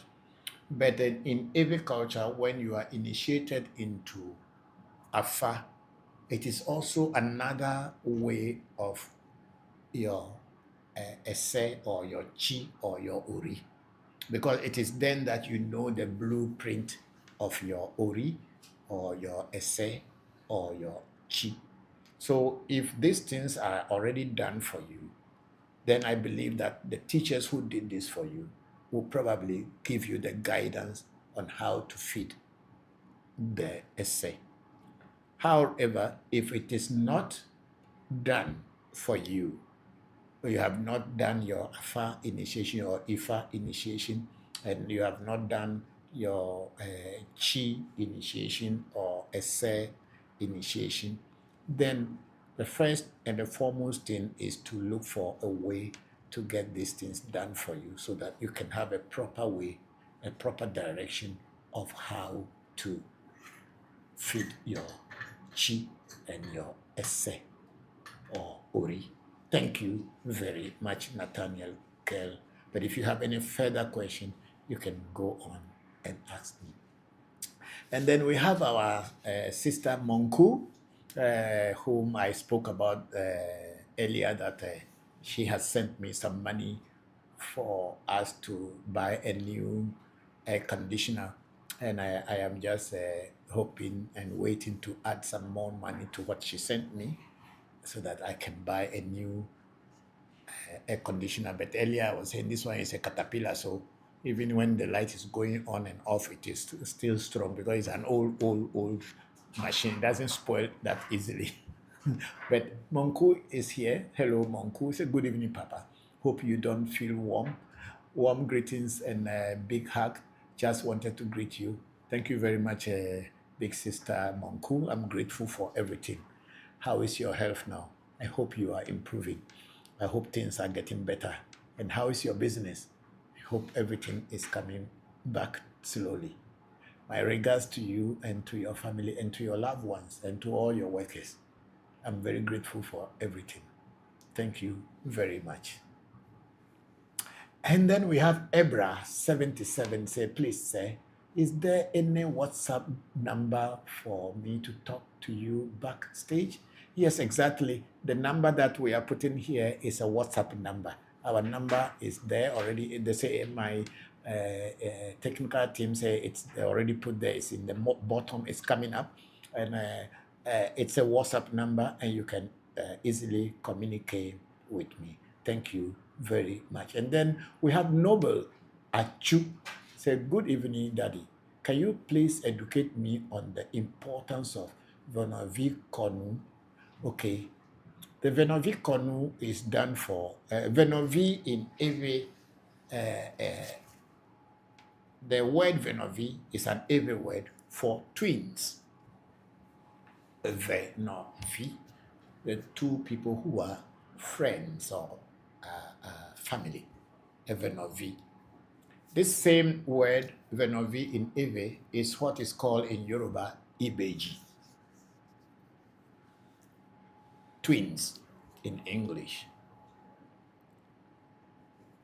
The twins in our Ewe culture are believed to be special beings or spiritually embedded human beings who came into the world. So when twins are born, the Ewes do certain ceremonies by giving, creating a pot we call Venovize for the twins. But because of Christianity today, a lot of people who give birth to twins do not actually do these things, because Christianity told us that everything that is in our culture is evil. So we have to follow European culture, and then that is not evil, but our African culture is evil. So today, most Christians who have twins do not really care about the rituals that are done for twins. I have had twins, 3 sets of twins in my life. And if you see me, I'm wearing the Voncujovi or the beads for twins. Anyone who can see it, this is the one in Ewe culture. When you wear this, it shows a sign of your relationship with twins. So I was lucky to have had 3 sets of twins, but at the same time, I was unlucky that all the 3 sets are not alive. But in my readings, the twins always come up in my reading that I need to set up them, at least to create something to show that I am related to them, even though they are not alive. So I went to a person who had also had twins, who knew how to do the rituals, and he did the ritual for me, my wife, and my other children who came after the twins. And so if you see Senna, my son, he is a doe. So he also wear the twins because he came immediately after the last twins. And then Pele, who follows Senna, is doche, means the one that comes after a doe. We call it doche. If it's a woman, we say dohui. So if you want to do a Voncujovi, you must go to a person who knows how to do these Voncujovi rituals for you. I personally, I do not know how to do it. Somebody did it for me. Maybe in the future, when I get someone who will teach me how to do it, then I will be able to help people who are twins or people who may give birth to twins, and I can also be able to set up things for them. But because mine was done for me and my wife and my children, and we have the Amejojo, or the carving of the last twins that passed on, and they are with Senna. He takes care of them, and my wife makes their clothing and everything. So, Noble Achu, yeah, your name Achu already told that you are a twin. So, if your parents are alive, you should ask them whether they have done the rituals for you people. If they are not alive, ask some elders in your community for them to help you set up your Voncujovi pot for you. It is believed in every culture that when that pot is set up for you, before things will go on well for you. Thank you very much, Nobel Achu. I'm grateful for that very beautiful question. And then we have Nubian BFN Ben. Say salute. Thank you very much. Salute to you too. And then Ebra77 say hello, Daddy. Please, good evening. Good evening again. And then Nubian Bear Fair Ben is a peace and love, everybody. Salute. Salute to you too, Nubian. We are very grateful that you joined today's section. And then, please, is there any number I can contact you directly? Yes, that's the number they are giving to you. So please, when you get the number, call it. They will tell you. My secretary, who is my daughter, will link you with me. So please, you are in the same place. You just try to contact the number either on WhatsApp or by messaging, whatever, or call the number. They will attend to you and you will get to me. And the wisdom was my first time. Okay, my first time on your live section, and I am enjoying it. Thank you very much, wisdom Ehwas. I don't know how to pronounce your other name, so Ewas. Okay, wisdom Ewas. Okay, thank you. I didn't want to massacre your name, so yeah, thank you. And then I have Agbevivi, our technical manager, is putting our number, the African Magic Temple, plus 233-262-367578. So please, all of you, or any one of you who wants to contact African Magic Temple or contact me, please, this is the number here. You can contact and we will attend to you. Not that Malam Zaki who came and put in his number there, that we don't know him, and that he just go and scam you and take your money. Because if he has the quality of a priest or quality of a real spiritualist, he will not come on other people's program and try to put his number just to confuse and scam people. People like that, make sure you avoid them. Let's move up. And then we have Ebra77 at Ebra77 again. He said, Walasi Akotia. He said, Daddy, please, do we have to avoid our family gods if we are born again? Okay, Walasi, this your question is very interesting question. When you are born again, means you become a Christian. If you become a Christian, let's take for instance, if anything happens to you, where will you go? Will you go to your family? Or you will go to your church?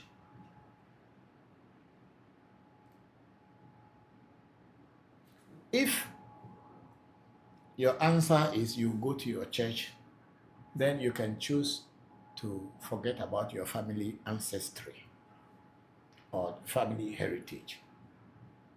But if you think that if anything serious happens to you, even though you are born again, you will still contact your elders from your family, then you cannot forget your ancestral heritage. That is my answer to you. Thank you very much for that beautiful question. And then we have Commonwealth money, Commonwealth. Okay. Is it common money, Commonwealth? Common money, Commonwealth. Hey, big name. I am new. Can witches be killed? I don't know. I am not a witch, and I don't know whether I can kill a witch, because you don't even know who a witch is. How can you kill it or kill them? Do you know who a witch is? Can you identify who is a witch? If you cannot identify who is a witch, and even if you identify who is a witch, can you prove that that person is a witch?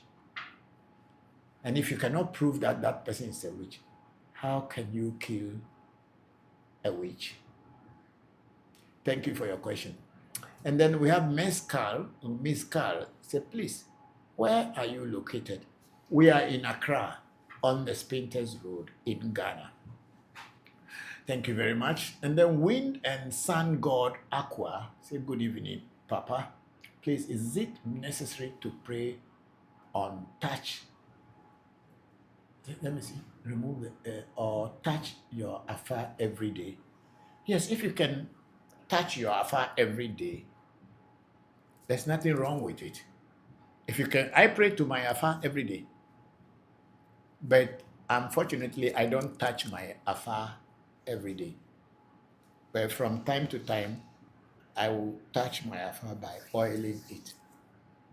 But I pray to my afar almost every day.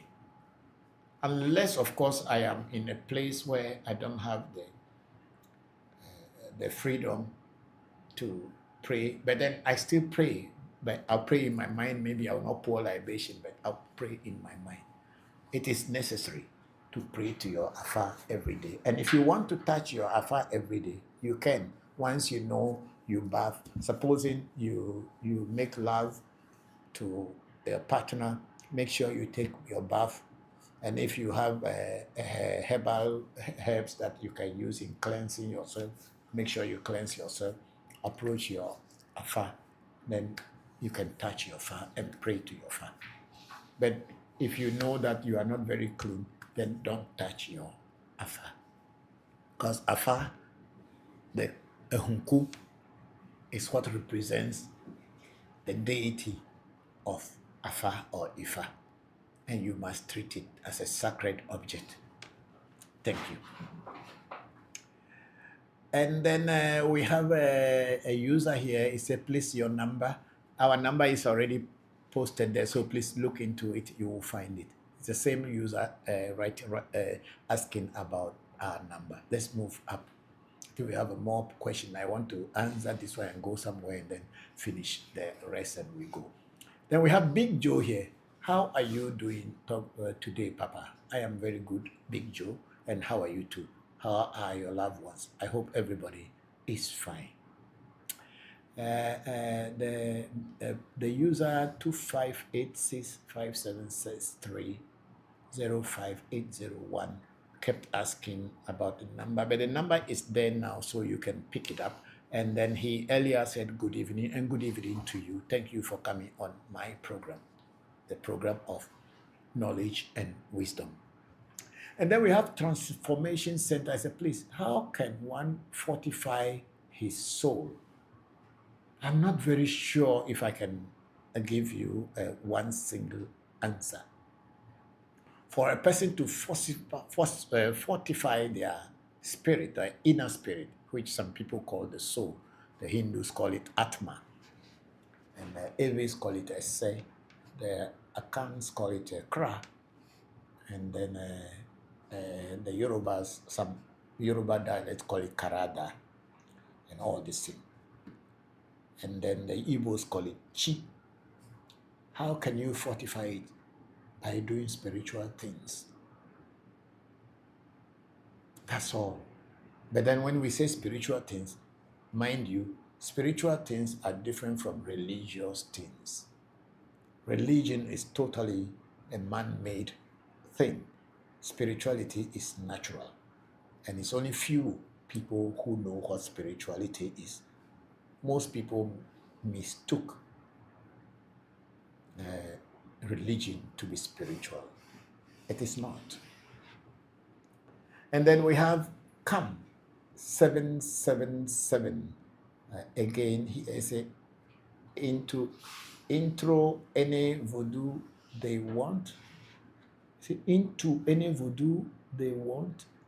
I don't. Okay. There's a top. Okay. There's a top question first. I was under the impression that the voodoo chose the people. I didn't know anyone can get initiated into the voodoos they want. Voodoos don't choose people.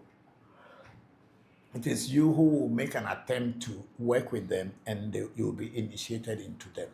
There is this notion of a lot of people that I was called. Just as in Christianity, when people want to deceive others, when they have no job to do, they say, I had been called by God. Which God called you? And where were you before they called you? Where were you when God called you? Have you ever seen God before He's calling you? It's when people who don't have jobs and they want to cheat people, they say, hey, it is a call. Who called you? At where? Voodoos are there. They are universal energies. Some of them are nature spirits. All of them are nature spirits, and they have different categories. However, if you have a voodoo already in your ancestral line, like an ancestral heritage, and there is no one in charge of that voodoo anymore because probably the person who had been in charge has passed on into the ancestral world. In such cases, that voodoo can decide to choose a person among the families that may come and be in charge or become its voice. That's a totally a different thing. But without you having anything from your family, and then there's a voodoo will choose you, why would voodoo choose you to do what for them? I have been hearing people say, oh, I have so many spirits, they are choosing me, they are coming. And when I listen to them, I just see that they are liars. And I don't try to continue to talk with them, and I don't argue with them because I know what they are saying. They don't know what they are saying. But then they keep deceiving themselves that, oh, there is the spirits are coming in different forms. Coming from where? What were you doing before they are coming to you? You have to make an attempt to get initiated into a voodoo, but then before the initiation, they will ask whether the voodoo is ready to work with you or is not ready to work with you. And if the voodoo agrees that he or she is ready to work with you, then you are fine. So you have to make an attempt. That's why we call something initiation. Everybody who is working with voodoo, or maybe 99% of people who work with voodoo, are people who have been introduced to the voodoo. Even if the voodoo is already inside their destiny, and even if they came into this world with that voodoo, the voodoo may be showing its signs. That particular voodoo may be showing its signs in many, many ways. And then when a consultation is done, then that voodoo shows its head that I want to work with this person. Then, of course, they have to initiate you into the voodoo before it can really work with you. Voodoo cannot work with you if you have not been introduced to the voodoo, even if you have come into the world with it. You will only see flashes of it in your life until you have a proper introduction into that voodoo. You cannot really work with it. You may somehow be praying to it so that it should support you until you get a teacher who will teach you how to work with it. That is what I know. And then we have Godwin. No, those are people who are following us. And then we have Eche Patrick. He say, bonsoir, mom, papa. Hello, Patrick. How are you? Akpe. Thank you for joining. Then he said, but do you know which is a Patrick? I know Uncle Patrick. Eche. Eche Patrick. I know him. I mean the one in BNI. Yeah, he used to even do classes for Christian and folk feel like. Okay, yes. Okay, so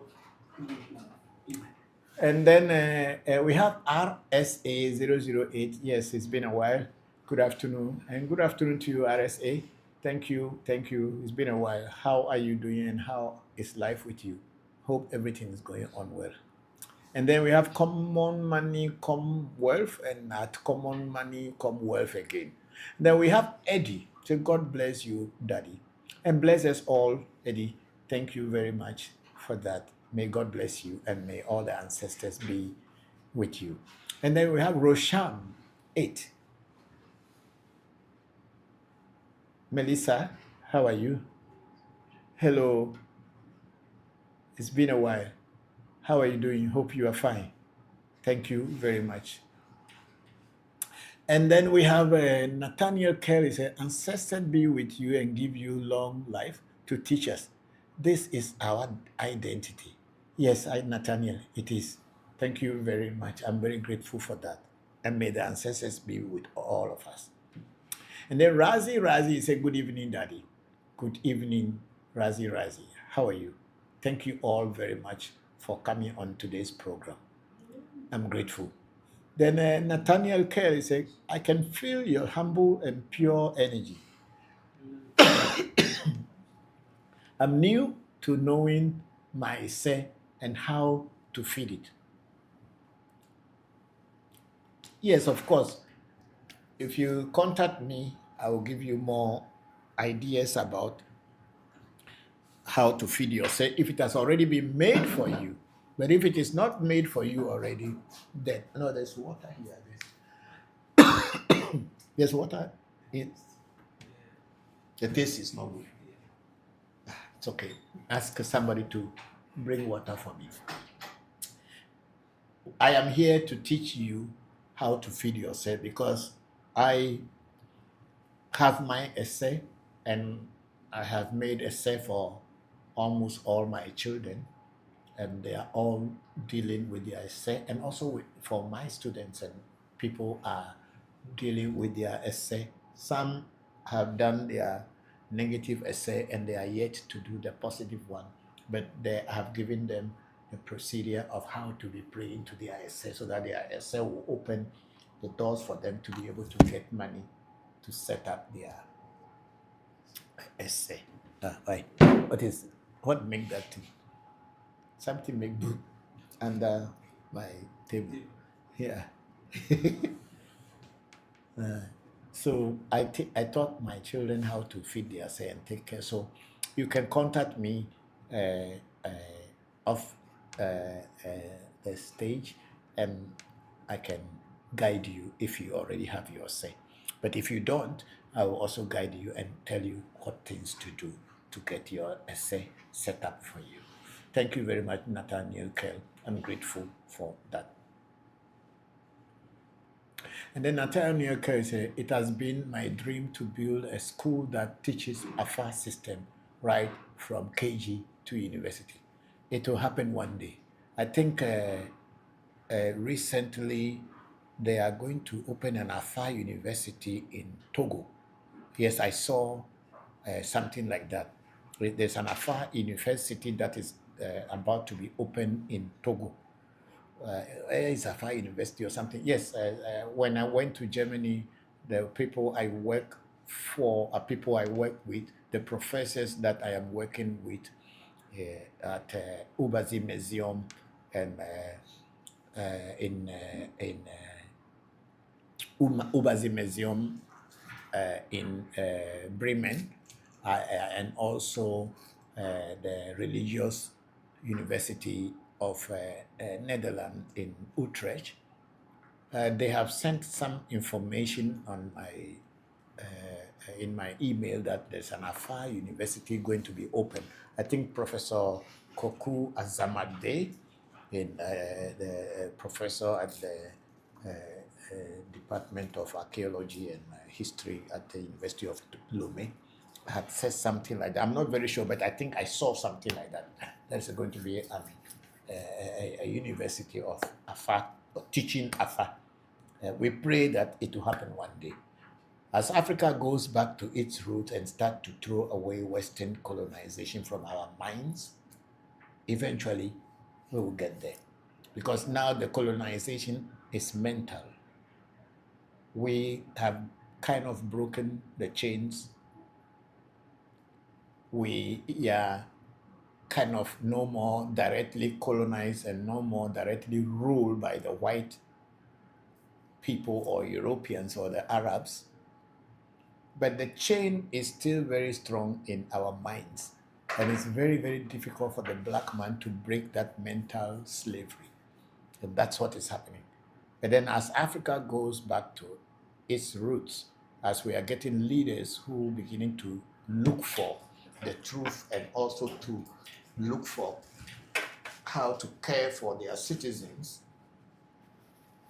which of course the Europeans and the Westerners will not be happy with such people as at now. But only time will tell. We will eventually overcome the mental slavery and we will break free.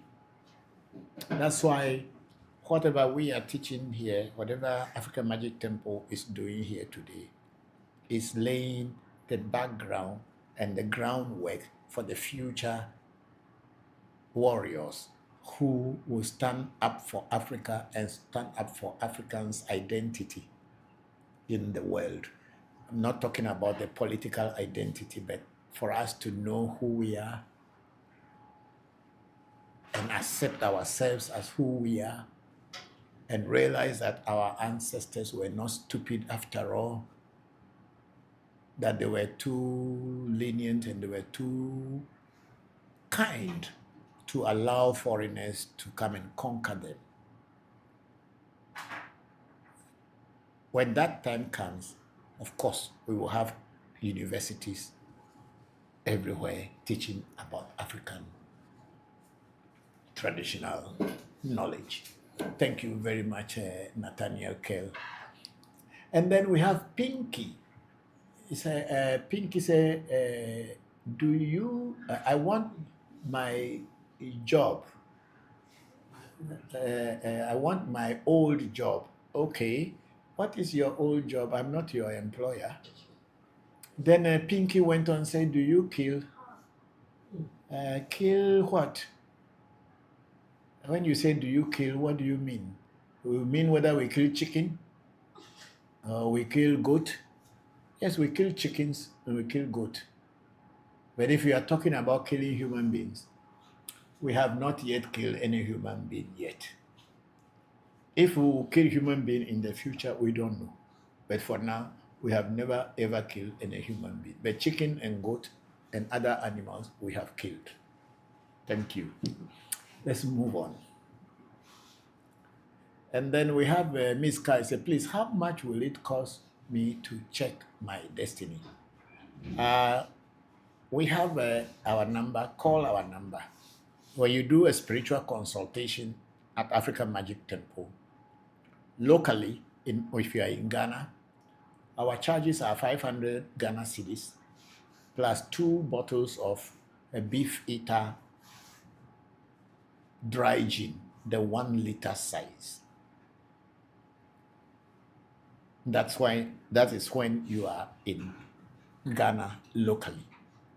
But if you are outside Ghana and you want us to do a consultation for you, our consultation charges are $165 US.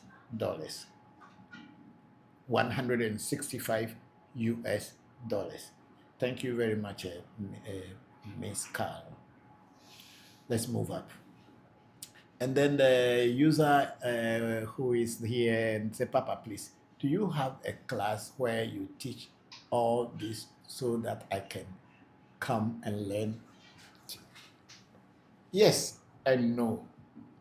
When you become a student of African Magic Temple, you will be initiated.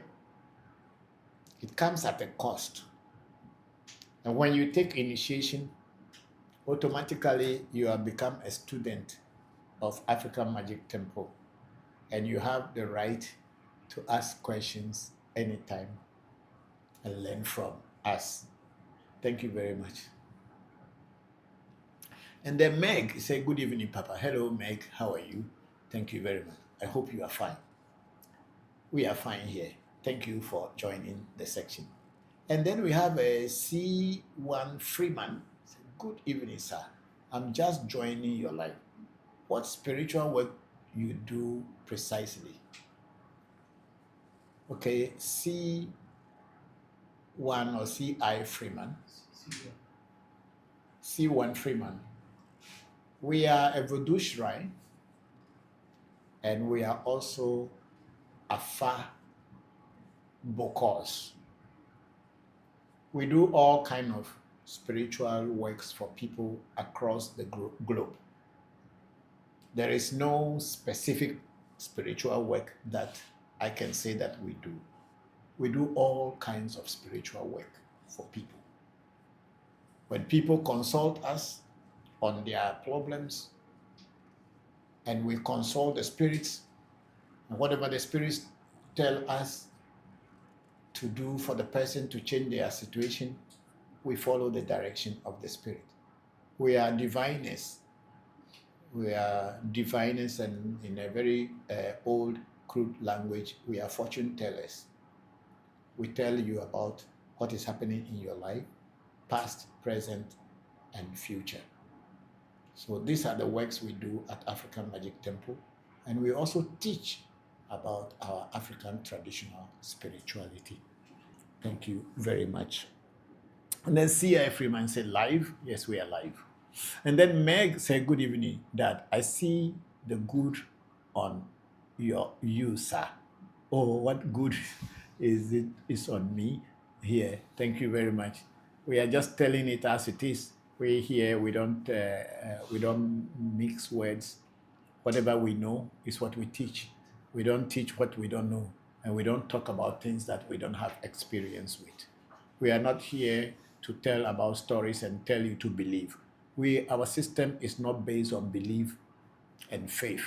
It's based on practicality and experience. That's what we do at our shrine. Let's move far. And then Meg said, Amen. And then Meg is saying your number. Our number is there. They are typing it again. African Magic Temple. We'll keep typing it. But however, our number is already in our profile on TikTok, on Facebook, on YouTube. You will find us, and I think even on Clubhouse, you will probably find our number. So we are not a hidden shrine. We are everywhere in the world. People are in touch with us across the globe. So you can always get us. When you go onto social media and you type in African Magic Temple, all our informations will come out. When you go on TikTok and type African Magic Temple, all our informations will come out. When you go on YouTube and you type African Magic Temple, all our informations will come out. And when you go on to Instagram and you type in ReVodution, Voodoo, education, all our informations will come out. Thank you very much, Meg, for that question. And then good evening, sir. Can you please teach us the difference between the Freemason and Voodoo? And there's a man, the name is AW or R. Yeah. I have never been a member of a Freemason. And I can never tell you the difference between the Freemasonry and Voodoo because I've never been a member of Freemasonry. So please, if you meet someone who has been part of Freemason and also part of Voodoo, they probably can tell you, but I have never been a Freemason. Of course, I have friends, I have students who are Freemasons, but I personally have never been a Freemason, so I don't know what they do. And in reality, I don't go asking people, what do you do at your temples or your meetings? It's not my place. If I am interested in Freemason, then I personally would have to join and then know. But as at the moment you are asking me, I have never joined Freemasonry, and I'm not of any knowledge of Freemasonry, so I cannot answer that question. I speak about Voodoo here, and it is Voodoo that I know. Thank you very much. And then Meg is saying, please, I think it's the number. The number is already sent there, Meg. But if you are listening, I can call it. It's +233 262 36 75 78. That is the number. And then we have Oshnik, or Oshnik, I don't know. And how can I benefit from your service? I don't know how you benefit from my service. I'm not selling any service here. If you have a challenge and you want to ask me to do something for you, I'll tell you how I'll go about it. But I'm not selling services here whereby you can ask me how you can benefit from my service. I don't know how you benefit from my service. It's you who has problem. If you have problem, bring your problem. If I can solve it for you, I'll tell you. If I cannot solve it, I'll tell you I cannot solve it. So please, I don't know how you can benefit from my service. I'm not selling my services here. I'm sorry. And then we have Oreshim is a children custody case 2. Anything that has to do with problem. And then C1 Freeman say, okay, sir, thanks so much. You are very much welcome. And then we have Agbevivi putting African Magic Temple number there once again. Thank you very much, Agbevivi. And then we have Nathaniel Kerr, great one. I'm currently in Dubai. and I would love to know the name of my essay. Okay, your essay is okay. We'll talk of a stage. So let's move on. Then Meg said, "Good sir," and then Meg said, "I am from Nigeria." Okay, thank you very much, Meg. I'm grateful that you joined all the way from Nigeria. Yeah, thank you. And then Nathaniel said, "My essay has not been set for me yet. I want to temporarily pray to it to open doors." Okay, I will teach you the incantation of essay in Ewe, and I pray that once you continue praying to your essay, it will open doors for you. Yeah. And then C1 Freeman said, "Can you make someone rich?" No, I would have been the first rich person. If I can make you rich, I will be the first rich man. However, you can make yourself rich if you learn the ways of life. If you learn it well, and you have a business that you can do, and that will bring customers to you, you can be rich. But I cannot make you rich, because if I can make you rich, why won't I make myself rich and all my children rich? Why should I be here talking?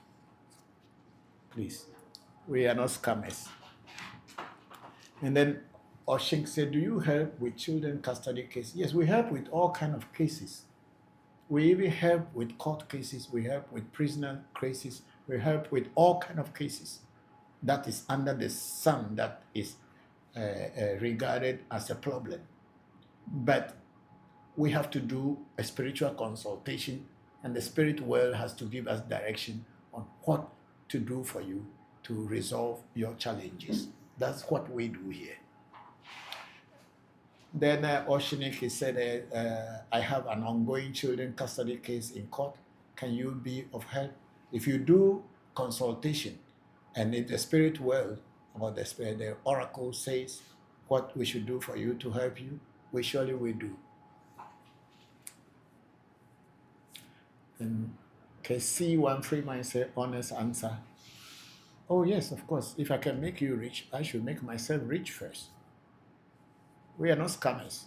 We are teaching about African traditional spirituality. And African traditional spirituality does not promise that once you start practicing African traditional spirituality, you become a rich person.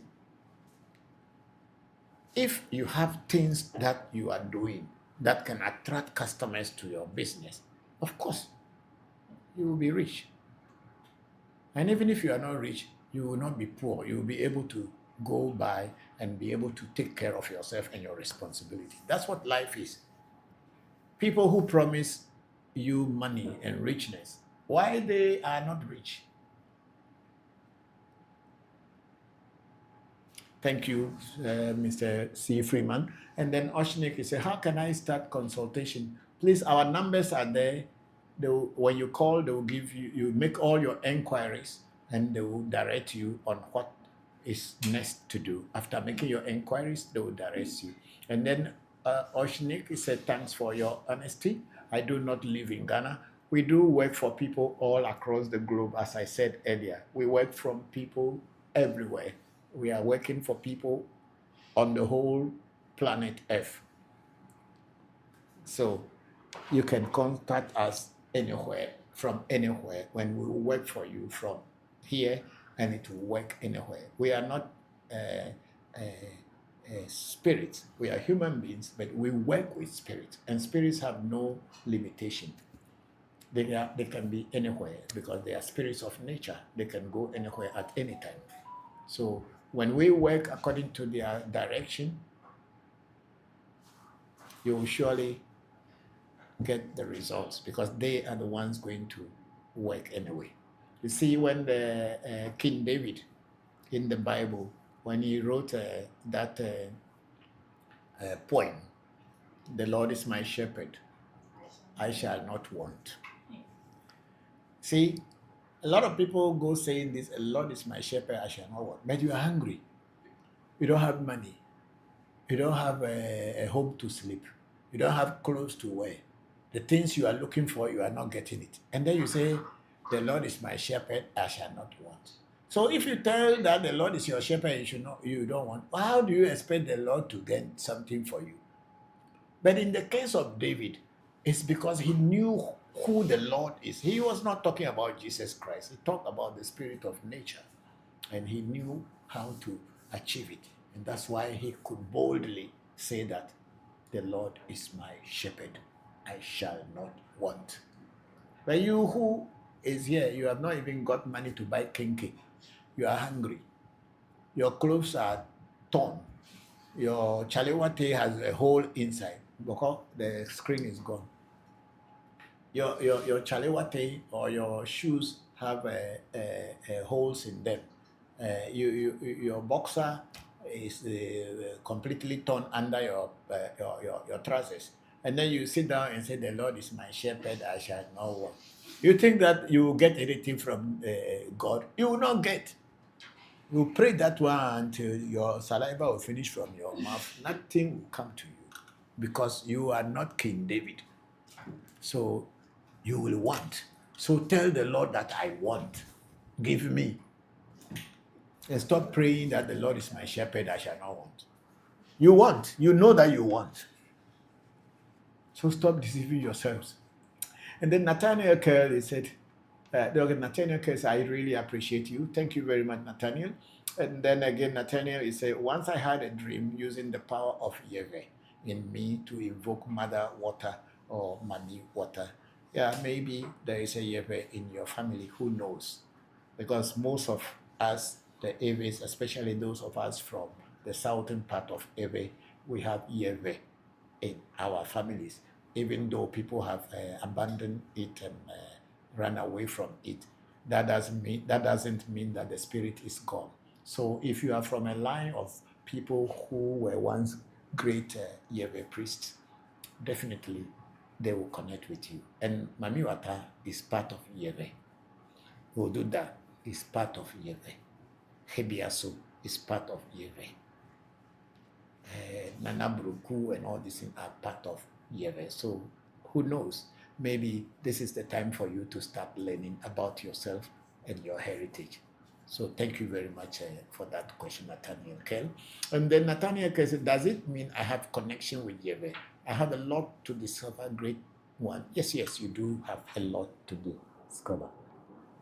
And then Meg said, I really want business to favor me. Of course, if you do consultation, Meg, if you do consultation and the consultation gives you the direction and things to do when the ebo is done, definitely the favors you want will come your way.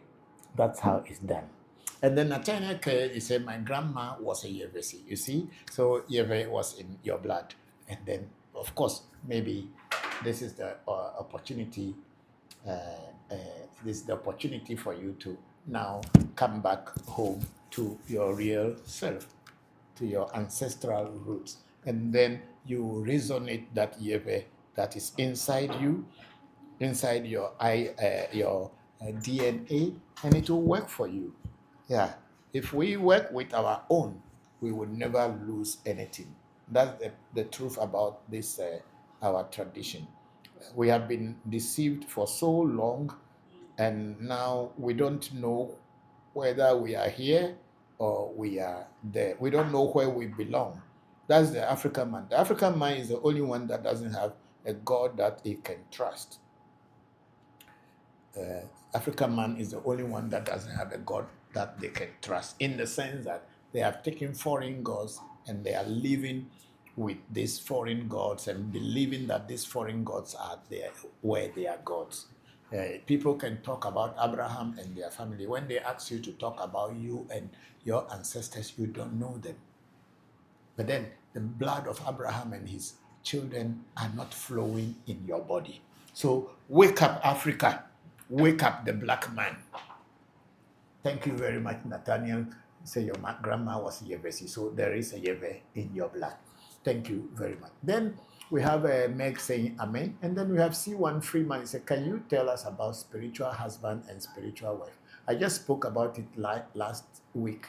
There are nothing called spiritual wife and spiritual husband. I don't believe in those things. It's only Christians who continue talking about spiritual wife, spiritual husband. If you are initiated into a particular spirit, then you and that spirit become partners. Whether you are wife or husband with that spirit, that is yet to be known. But you become partners and you work with that. That is what initiation is about. But without being introduced to any spirit, and then people say, oh, you have a spiritual husband, that's why things are not going. You have a spiritual wife. Where is the spiritual wife coming from? Where is the spiritual husband coming from? Don't let people deceive you. Don't let Christianity put you into shame, telling you things that don't exist. And then we have Oshnik followed the post, and SB Italian joined, Debbie joined, and Goddess Son also joined. We are at the, and there's something I saw, whether Ghani something. Come up. I saw something up. No, it's not here. You moved it up. No, move. Let it go up. Let it go up. It's at the bottom. Is somebody? No, I don't know. Go up. I saw something came in. No, go. I think the person has deleted it. And then we have Debbie saying hello, good evening. Good evening, Debbie. Thank you very much for joining the section. We are grateful. Yeah. And then Maggie said, I have people that I need to help, but they are not helping. I have people that need to help, but they are not helping. It depends. Maybe you have someone who you think that they have, but maybe they don't have.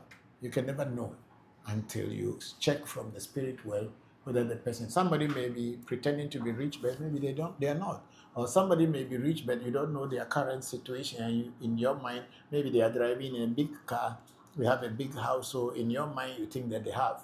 Maybe their business in trouble, but they can't come telling you that their business is in trouble.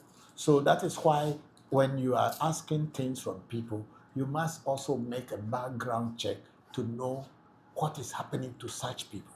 And how can you make such background checks? It is through spiritual consultation. But if you don't know somebody's situation, you may think that because they are driving in their car that they drive every day and they are rich and they can help me, but they are not helping me. Help yourself. Because if you keep depending on people to help you, you may never get to where you want to get to. Find a way to help yourself. And that is why we teach these things. You don't say, oh, this man has, but he doesn't want to help me. Do you know his or her pocket? Or that person has, he doesn't want to help me. How do you know their pocket? You never know what they are going through. A lot of time I get requests from abroad and say, oh, my brother is in Germany. Or somebody in Ghana said, my brother has been in Germany for long. But if I ask them to send money to me, they are not sending money to me. Have you asked him what he's going through in the Germany or in America?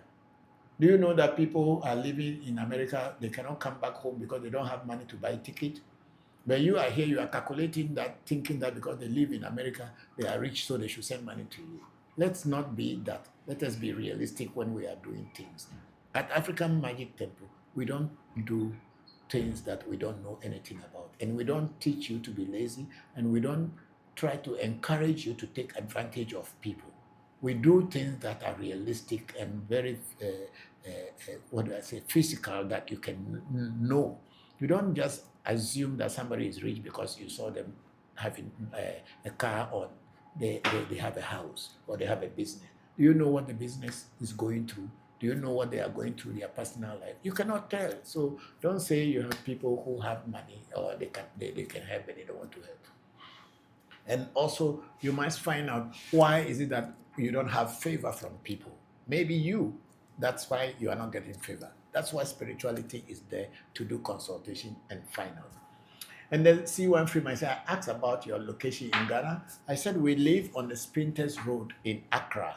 And also our numbers have been posted many, many times, and our number is in our profile. You can call the number and ask for direction. But we at African Magic Temple do not attend to people who just walk in without booking an appointment. You should all take note of that. If you walk into my shrine without booking an appointment, I will not attend to you. That's why we have our numbers up there. If you want to meet us and you want to deal with us and you want to have a consultation with us, you must inform us and we book an appointment for you and then you come. That's what we do at African Magic Temple.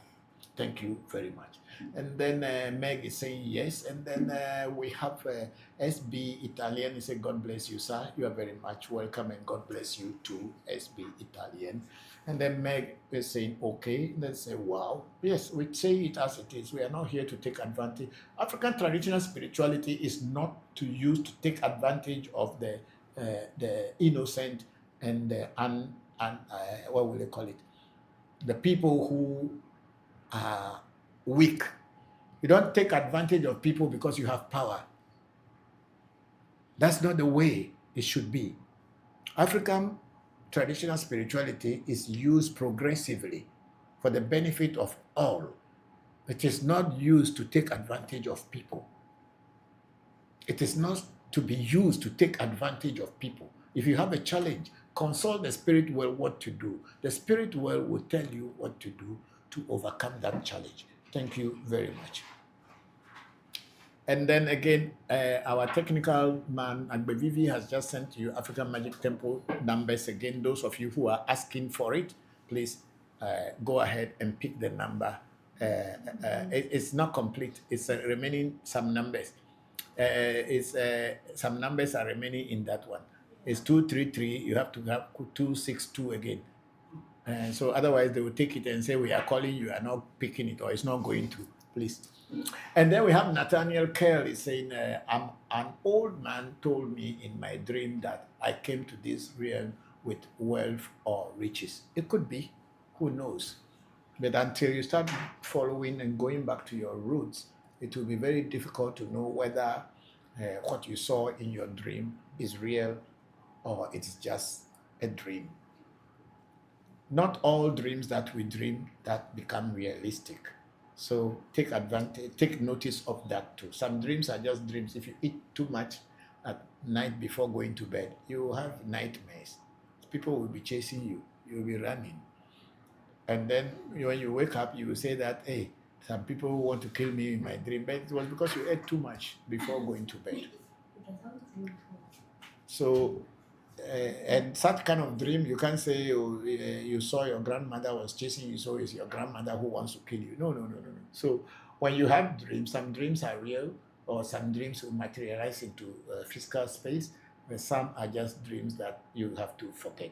So when you have a dream like what you are having, you must do a follow-up spiritual consultation to find out whether it is real or not. And then Meg said, Daddy, how can you help me, please? I can help you if you do consultation. I am not God. I am not a spirit. I am only a person who partner my life with spirits, and then I ask them through consultation what they can do or how they can help a person. I don't have power. Spirits have power. But what I know is that I have a connection with the spirit world, and that's what it is. I am not the spirit, and I am not God. I'm not a pastor who will tell you that, oh, God told me to tell you this. We do a practical consultation, and everything in it is pepper. There's no doubt about it. Then Nathaniel cares, but in reality, things are really difficult for me. I can feel the riches in me. Okay, so start going back to your roots. Maybe you will find answers. And then we have Amsat Shepsu 9. It says, greetings. Is Afa and Ifa the same? Just different language could communicate to spirits? Yes. Afa is in Ewe, in Igbo, and some other languages. And then in Yoruba, it is called Ifa. But the Ewe Afa that I practice, and I believe most of the Ewe Afa that the Ewes practice, has its origin in Yoruba Ifa. That's why we also use all the names of the Odus in Yoruba. We still use them, even though we are speaking Ewe. When it comes to the name of the Odus, we pronounce them in the Yoruba language, which gives me the idea and understanding that our ancestors have some dealing with the Yorubas, and they learned this from the Yorubas. So that's why we have Meiji. Because Meiji is not Ewe language. Meiji is not Ewe language. It's a Yoruba word, which means double in Yoruba. So if our people call all their Odus the major Odus in Meiji, that means they have some dealing with the Yoruba people, and the origin of Ewe Afa came from Yoruba. No doubt about that. Yes, thank you very much. And then we have Meg laughing there, and I'm Sheffield. Thank you. I appreciate your answer. You're welcome. Please, let's check other platform and see if there's something there. We have a Ras Kafui target. It's a positive explanation, African Magic Temple. Thank you very much, Ras Kafui. And then let's go to, I think it's already 7 o'clock, right? And then we have yeah, okay, we have on is that ReVodution Voodoo? Yes. On ReVodution Voodoo, we have Deus Caritas says, thank you very much for the answers. And then Big Sister Ifa Dara say, it has been a while. I will call you later. Thank you very much, Big Sister Ifa Dara. I'm grateful. And then let's see where we are again. And then we are on African Magic Temple. Is that African Magic Temple? On Facebook, and on YouTube. And then we have Sunshine. We have Sunshine. Okay, let's go to Carl. Carl Ado say, hello, Papa. Is Afa also considered a voodoo? Yes, of course. Agbamelugu kwenye ebo misade. Agbamelugu kwenye ebo misa. Afa is also considered a voodoo, but it's a voodoo of divination. And then Sunshine say, apart from Afa, what other divination systems are commonly used in Ewe communities? Oh, there are so many. We have what we call the kokoko, which it goes with a small calabash with the horn of antelope, stuffed with some herbs and a string attached to the horn. One of the strings will be tightened to the big toe of the diviner, and the other part of the string is held up, and then it will be pulled. And then when they start to say the incantation, the horn will be hitting the calabash and making koko koko koko. But then the diviner will understand what the story is, the spirit is telling, and will be translating for you. We have water divination, that people will pour water in a calabash and look into the calabash and tell you things. That's another one. There is the one we have, the afabe, they call it afabe. It's a small kind of mat woven with palm branches, very small. When they hold it like this and they talk with it, it goes like that. And if the answer is yes, sometimes it opens itself and then closes itself. And if sometimes it goes to the left, sometimes it will move to the right, and sometimes it will stand still depending on what question is being asked to it. That's another one. There is also the book divination, where it's just an ordinary book, and they prepare it for the person, and the person will look into the book and start telling you about your life. There is also the Bible, the Holy Bible that Christians use. Most of the pastors are using that. They come to the Voodoo people and they prepare the Bible for them. And that Bible, when they put it down, when you come and you say whatever is your problem in privacy, he will not listen to you. You say it in privacy, and then when the pastor or the Voodoo priest come, when he takes the Bible and open any page, you start reading what is your problem from that page for you. That one too is there. It's a Bible preparation, and usually we call it agbale, like book, whether it's a Quran or it's a ordinary exercise book or the Bible. they can use that also for reading.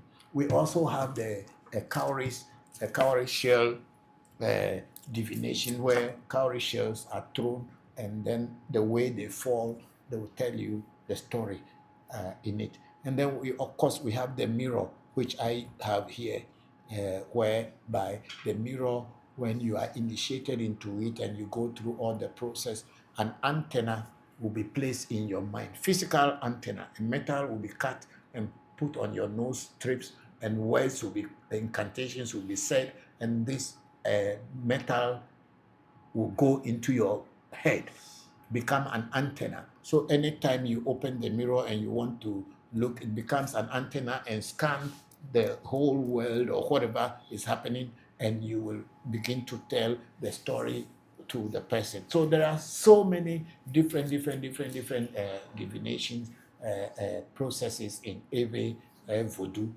So I cannot tell all, but there are many, and I have had few of them. I have trained in few of them, and that's why I am here. It is only that Afar is what I don't know very much. That's why for the past 5-6 years, I've been concentrating on Afar so that I can also know it very well. But of course, my children, because they didn't have the rest of this thing that I have, I let them concentrate on Afar, and my children are very good, much better than myself in Afar divination. That's why I am continuing using Afar so that I can also learn. But then I'm doing this for my children to be able to have a divination system that they can hold on to even in my absence. Because the kind of initiation that I went through, the teachers are no more alive, and I don't know whether I will be able to initiate them into such system. Maybe I will, maybe I won't be able. But for the Afar, we have teachers, and I want them to learn from these teachers, and I want them to be better Afar Bokors in the future. And then, of course, if their intuition develop, their psychic eye develop, then they can go into doing what do you call it, doing mirror and other divination, sunshine. Thank you very much for that question. And Amina Kasim said, thank you, Baba, for your answers. I appreciate you very much. Same here, Amina. Thank you very much for the questions. I am happy that you were on the program and you asked questions. And then we have 9 trade winds. Greetings. Is Afar and Ifa the same, just different language? Yes, they are. And then Sunshine said, wow, I can't wait to come back to Ghana and learn from you. I'm here for you, Sunshine. I'm always here for you. Thank you very much for the question. And thank you all very much for today. I think we don't have any question on the other platforms. Okay, what do we have here? Let me see if I can see. Real triple Mark said wow, and then real triple Mark triple Mark BK. Let's say then let's put in stamp there, and then now Rama say you are a gentle and very humble man, a true gentleman. Oh, thank you very much for those compliments. I'm grateful, and thank you all for being out here. And the real triple back again say wow, and then again say nice work, and then nice one, sir. Thank you all very much for today's section. Please, if I haven't answered your question, then that means I have not seen it. And then who knows 30 say this is a question, Papa. Oh, what question is that? Is there any question that they put there? No, go up. Bring it down. Let me see the down. There are some. No. Let it go up. Yes. Come down. Let's see. I think spiritual man. Okay, Debbie says spiritual man tells me that I have a spiritual husband. Right from childhood till now, I need help. Okay, Debbie, when we do consultation, if there is a spiritual husband or there is a spirit that is in your life that has been disturbing your life. We will find out whether it's a spiritual husband or a spiritual wife, and then we will let you know. But we can only do that through consultation. And then Yusuf Roxy and say, good day, sir. Hello, Yusuf. Thank you very much for joining today's section. And then 001 Deluxe Fabrics, say hi. Thank you very much, Deluxe Fabrics. And then Amsa Shepsu say, I asked my question on YouTube also. You answered it, so disregard. Okay, thank you. And then Debbie is, I'm actually gaining knowledge and understanding. God bless you and bless you all. Bless you very much, Debbie. And then Timing GH say hi, hello, Timing. And then Meg said, wow, thank you, Meg. And I think that's all that we have for all this today for you. We will be with you, okay, and then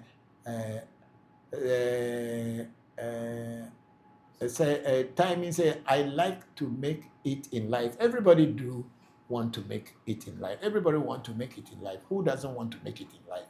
But the truth about it is that how do you make it in life? That's the question that everybody needs to ask themselves. Everybody wants to make it in life. Nobody wants to be a failure.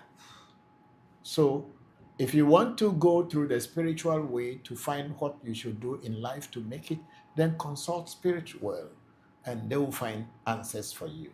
And when you follow their direction, you will make it in life. It's not a one-day journey, but you will definitely make it in life. And I think, why is the thing shaking? Yes, wait. And then somebody said, can you check for me, please? Oh, Meg, we do consultation. We don't do consultation on our live program. Here we are here teaching people about our tradition. If you want to do consultation, you will have to book an appointment and we will do consultation for you. No matter wherever you are in the world, we can do consultation for you and get you the right answers. And then the timing GA, I like to make it in life. We all want to make it in life. Then who knows, say 50, say I have a question, or please go ahead with your question. And Debbie say, thank you, sir. Thank you too, Debbie, for your questions. And then Gaston Azugo say ho. And then who knows, 50 say, my question is that how did God's work? I don't know. I'm not a God. I'm not a spirit. I don't know how they work. Then Sako Sprite say, you are a good teacher. Thank you very much, Sako Sprite. I'm very grateful. And then Princess Matt is say following the host, and Meg say amen, and then Meg say okay. And who knows, say, Papa, please, your number. We have already posted our number several times. They go back into the same thing and you will find it. And then Debbie say at who knows 50 plus, check his profile. Thank you very much, Debbie. And then Meg say, I didn't get the number. It is there in our profile and it is just under your question. And then Joseph Onyamwa Beta. Oyamwa Beta. Is it? Yes, Papa. Oyamwa Beta says, so Papa, are we going to make money in life? Is it any way for me to make money? How will I know? I cannot know. I don't know you, and I don't know what work you do. How can I tell whether you are going to make money in life? I am not God. I am not spirit, and I don't know you. If you are going to make money in life, you have to start doing some work. And if you start doing some work, then you find a way that the work you are doing, is it going to help you to make it in life? But me sitting down here and telling you that, oh, you are going to be rich very soon, I will be deceiving you. I'm not a pastor. It's only pastors who deceive people that you should claim it. God is sending something to you, you should claim it. Which God is sending something to you? Are you the only person in the world? Let's be realistic here. And then Meg say yes, and then Debbie is laughing. And then Pape the Bad Jam said okay. And then Meg is also laughing. Yeah, you are not the only one in the world. So who told you that God is sending something to you as if you are so special to God? Nathaniel Curl is laughing. Find out about yourself. That's why it is said in the Eastern philosophy that man know thyself. If you know yourself, then you know everything. Try to know yourself. So people telling you that you should claim it. The people who have claimed all the cars and claim all the houses, how many of them get houses?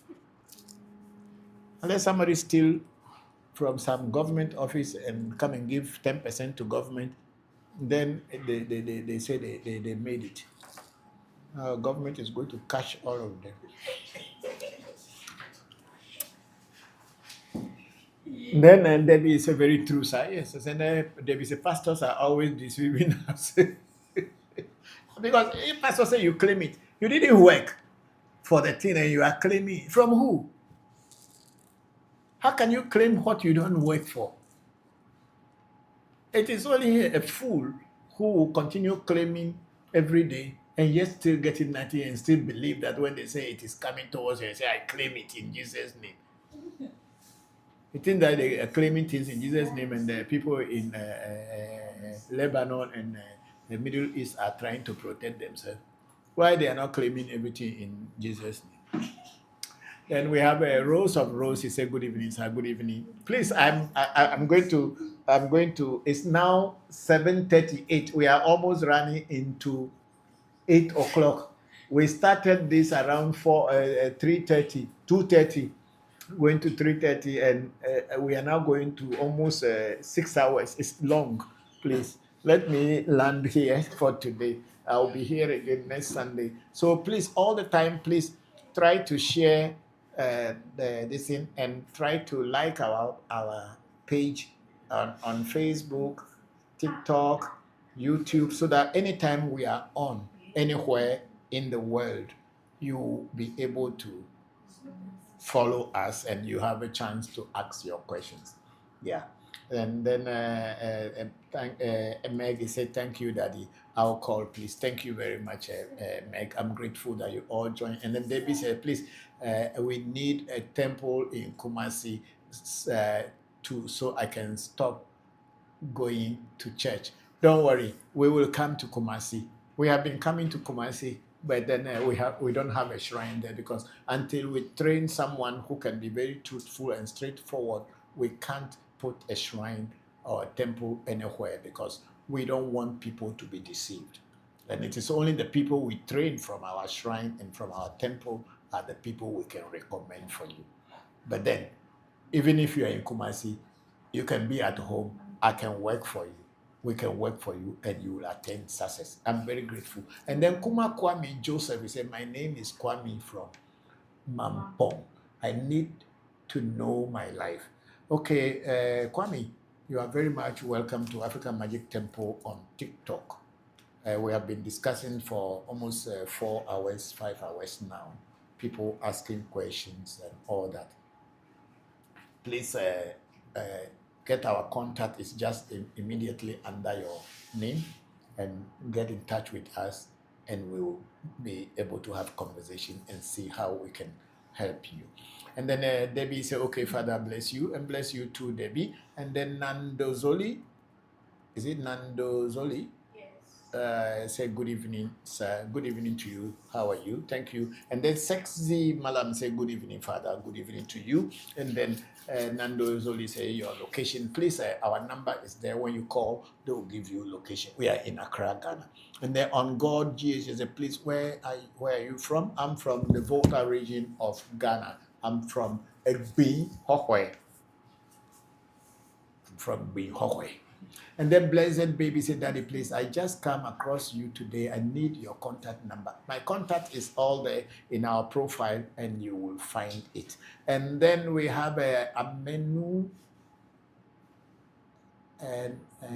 and then Kuma can say, I have seen your number. Thank you. And then maybe posted it again. And Debbie said, Blessed Baby, please check his profile. Thank you. And then Nathaniel says, I'm from Peki Wudome. We are all the Green people. Nathaniel, thank you. Thank you very much. You are home.